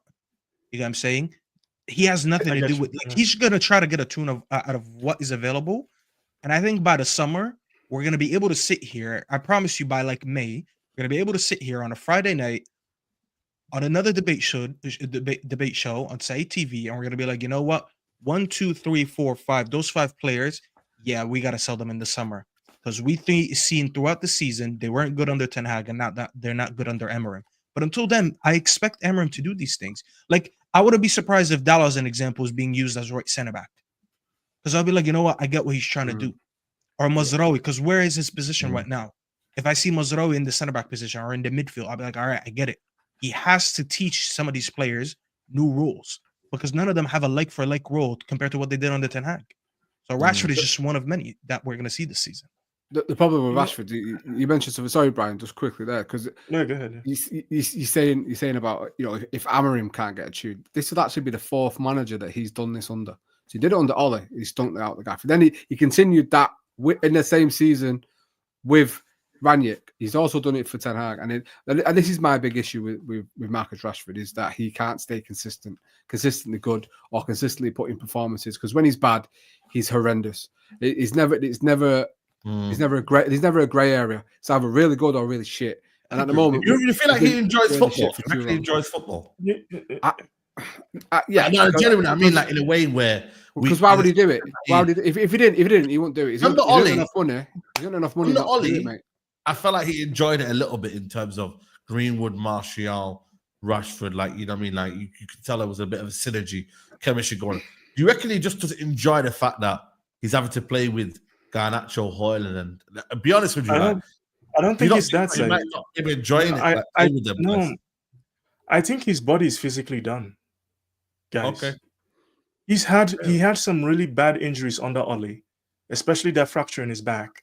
Yeah. And he's never been the same player since. He's never moved the same. You know? And when you're that kind of player where you play on instincts, and that's what Rashford does, when you don't trust your body and you can't move the same, you're finished. Like he can't. You just watch him. He looks like a player that is thinking of what to do on the pitch. That explosiveness is gone, hasn't it? That It's when you have that bang, he'd go. That's totally gone, and that's sad to see. Really sad to see. I agree to like a part, but I feel like Double A, for example. You remember the run that he had versus Porto at the beginning of the game? He won like 3 1v1s. He broke open, scored a goal. He assisted the second. Like, I know, and I completely agree. I'm not as charitable as I was with him last season, and I'm definitely on my last leg with him. But let's not act like there's not a player there to work with, okay?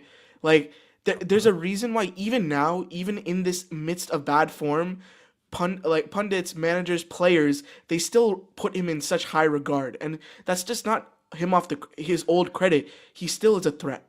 He still is a threat. Yeah. And I'll be willing to bet that Amorim will bet on that threat. I disagree a little bit there. I think I agree what you say, but I think a lot of it is off reputation. I think the fact he is Marcus Rashford, he is Manchester United. I think a lot of that, because for me, you can't watch a player play this bad for so long, and you can't live off moments in a game, little bits here, because what we talked about before earlier, how do you become good? By consistency, by consistently being good. And Marcus Rashford cannot, for me, watching him, he cannot do that now. And whether that is his body breaking down, whether that is his mind is not there, whether he just can't live up to the standards he's set for himself, whatever it is, I worry that he'll never get it back. And I'm speaking from someone who has backed Marcus Rashford to the hilt, and like I'll always back him in a way, because he's living my dream. He's a Manchester lad playing for the team that I wish I could have played for. So I always want to see him do well, because that's the dream. Me and Saeed being Manchester lads, and anyone who supports United. But when it's someone that you've shared the same experiences of and living in the same city, you want them to do well. But I'm just going off. I was just going off 3-4 years of evidence that now I'm starting to see something's massively missing, and I just don't see if you can if he can do it, he just can't do it consistently, and that's my biggest issue with him, really.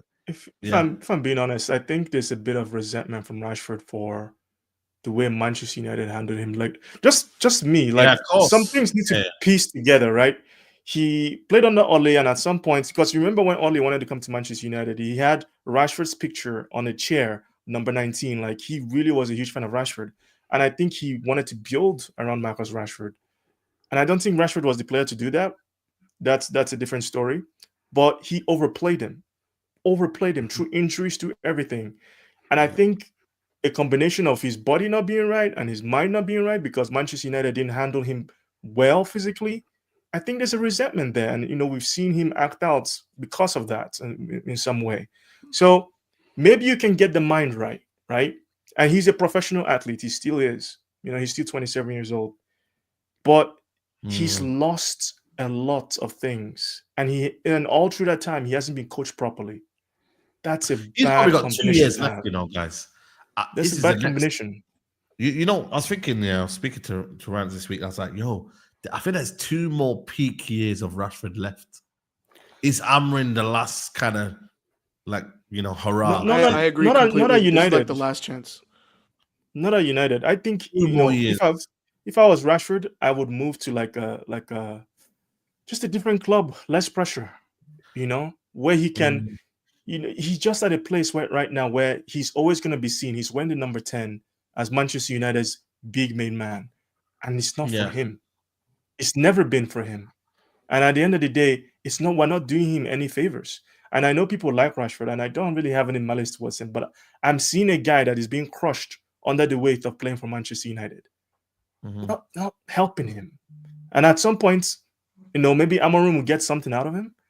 I just don't see it lasting, because we've been here before. Because human beings, it needs to come from within. Amorim is not a miracle worker. Rashford needs to look at Manchester United and be like, I'm here because so and so reason, and perform because of that. Not Amorim is going to get the best out of me. We're already losing at that point, if that's the conversation we are having. It needs to come from within, and it hasn't for a very, very long time. That's the problem. Yeah, spot on. I think for me, it's like, he's the one that is in charge though right now. 300 grand a week. He's, like, to get him out, bro, it's difficult, man. And then to also keep him there and not be playing games and being just sitting on the bench is not great as well, man. It's tough. So this is why for me, like, you can't really blame the Ineos, because they didn't give him they didn't give him the contract. It was Glazers, man. Glazers gave him the contract. It's probably Amorim's biggest challenge to figure out. Everything that Amorim's got to do, I think solving the problem that is Marcus Rashford is probably his biggest thing, because someone has got to do something, whether that is finding a solution to get him playing well, to get him back in the team and scoring, assisting, and being a major part of the Manchester United team going forward. Or they have to make the right call and say it's not working. It's best if we both part ways, whether that, the summer or whatever. But I think because the problem with Marcus Rashford is it's always going to be an agenda. It's always going to be on the agenda that we speak about him. Because even when he's not playing well, and Garnacho's doing well, and Ahmad's doing well, it's why is Rashford not in the team? Why is Rashford not celebrating the 2 players that are playing well? Why is he not in the team? And it was similar with Maguire when Maguire was in the team and players are playing better. There always seems to be, and I'm not saying it's English bias or whatever, but he for sure, it will be, I think, Amorim's biggest challenge in finding a place for him, and if he can get something from him until the end of the season. Yeah, it's a huge challenge. That's a big, huge challenge, man. Massive. Huge, man. But I don't want it to be like, like I said it, like you either kind of follow me and you come, like, but no one's waiting around for no revival, man. This redemption arc, like, bro, if you're with it, you're with it. If you're not, hey, like, that's the way he's got to go on now, Amorim, because other times we're gonna play you through bad form. Other ways, like, nah, man, you got to be with it, bro. And it's a hungry team out there. There's some kids coming out the youth academy, like Greg says, bro, they might start. You never know, man. They might play out of nowhere, bro. See what I'm saying? Like, there's serious ballers out there that are gonna be here in the next year or two. Do you know what I'm saying? Like genuinely, bro. Yeah. I mean, look Seems at like someone like Ahmad who hasn't gotten his Ahmad, chance yeah. for a while, and you can tell how desperate he is to play. Like that's what we need. We need more players like that. Mm-hmm. I think he's going to use the academy well as well, because I was doing some obviously research on him, and I'm hearing that he a few times when Sporting would make a big sale, they wouldn't necessarily just replace players from the market. That he would always promote a couple players as well. So I'm kind of looking forward to that. You know, isn't that Quenda guy that they have on the right? He was from their academy as well. So things Yeah. like that, yeah. Like I look forward to it. You know, because Yeah. we have a good academy. People underrate our academy. You know, Yeah, not yeah. all of them break into the first team, but we have a lot of players that play in Europe that came from Carrington. You know, so like Harry Amos as an example, I think he's still too young. His physical profile, Yeah, I he's don't think he's 17. ready for like a lot of football. But I'm also looking at him. I'm like, is he gonna give him some minutes in that left wing back position? You know, does he think because he's better attacking than defending? Is he gonna use him more? You know, stuff like that. So I'm actually excited to see how he deals with this team. You know, there's a lot of positives that I'm looking forward to. You know, Yeah, spot on, man. Listen, for me, if you could get Rashford playing well, I think that's the main thing, man. You know what I mean? Because boy, like he's the one, Griggs, isn't it? Like in terms of striking the ball, in terms of like, let's be honest, like first the front three is good, yeah, but like he's got at least something about him where you know you can trust in his ability to score goals if he needs to. If he can score, he can score goals, but it's just the consistency in it and the mentality. I mean, yeah, he's the biggest game changer we have. But the one thing I like about Amorim's system now, it makes it easier to replace Bruno and Rashford, in my opinion. I think you just look at like that left inside 10, left 10, whatever you want to call it.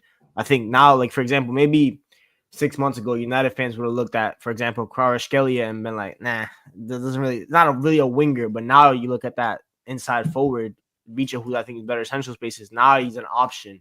Rafael Leao, I think he's at this point, I think he's better than Marcus Rashford. The way that even Rafael Leao now is playing AC Milan, it seems like maybe I don't know what happened, but the last couple of weeks he's been hooping out of his mind again. Someone like him, even maybe not Eze, but kind of maybe similar to Eze, like stuff like that. It's a bigger option. Same with Bruno, for example, because now you don't have to go get a direct 10 for Bruno. You can replace Bruno with, again, a kind of a wing fielder of sorts and stuff like that. So Cunha, man. Yeah, There you go. Cunha, yeah, exactly. That's another one. Yeah, he's probably my number one option. Actually, I forgot about that. Number one Yeah, option. Yeah. If Ineos are listening, please replace Bruno and Rashford now, which is good for United.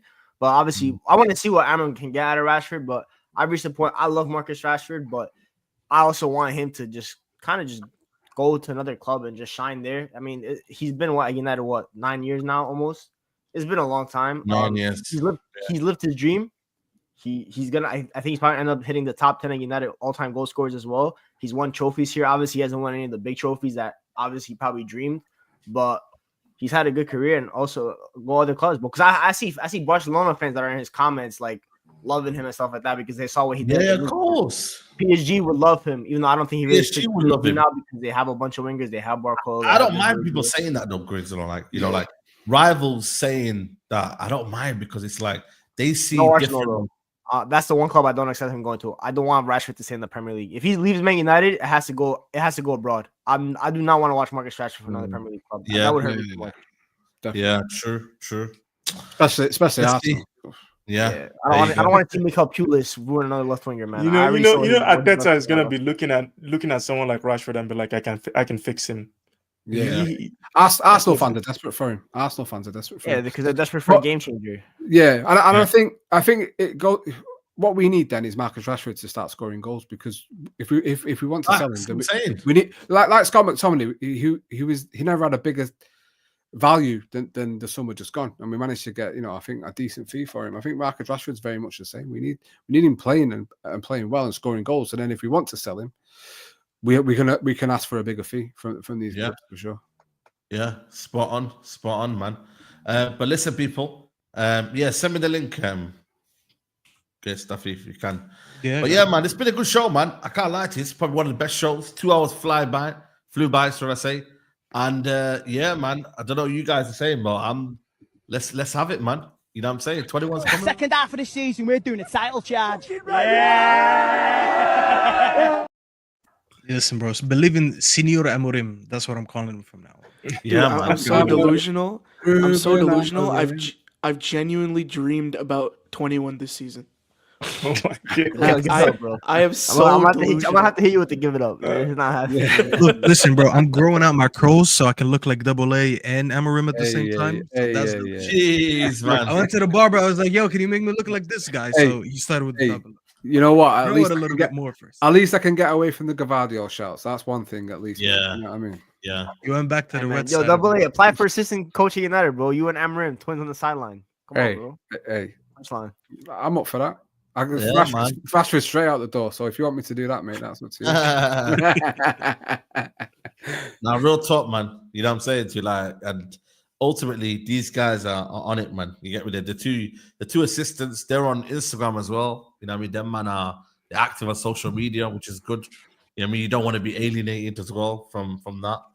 So yeah, man. There's some good stuff on there, man. You know what I mean? So we're gonna see. We're gonna talk. But listen, make sure you lot follow Double A people. Link is in the description and the actual pin link as well. Make sure you follow him, get him to 1,000 subscribers. Elite Pundit on YouTube, on Twitter. You'll see him trolling people on Twitter there. I don't troll people.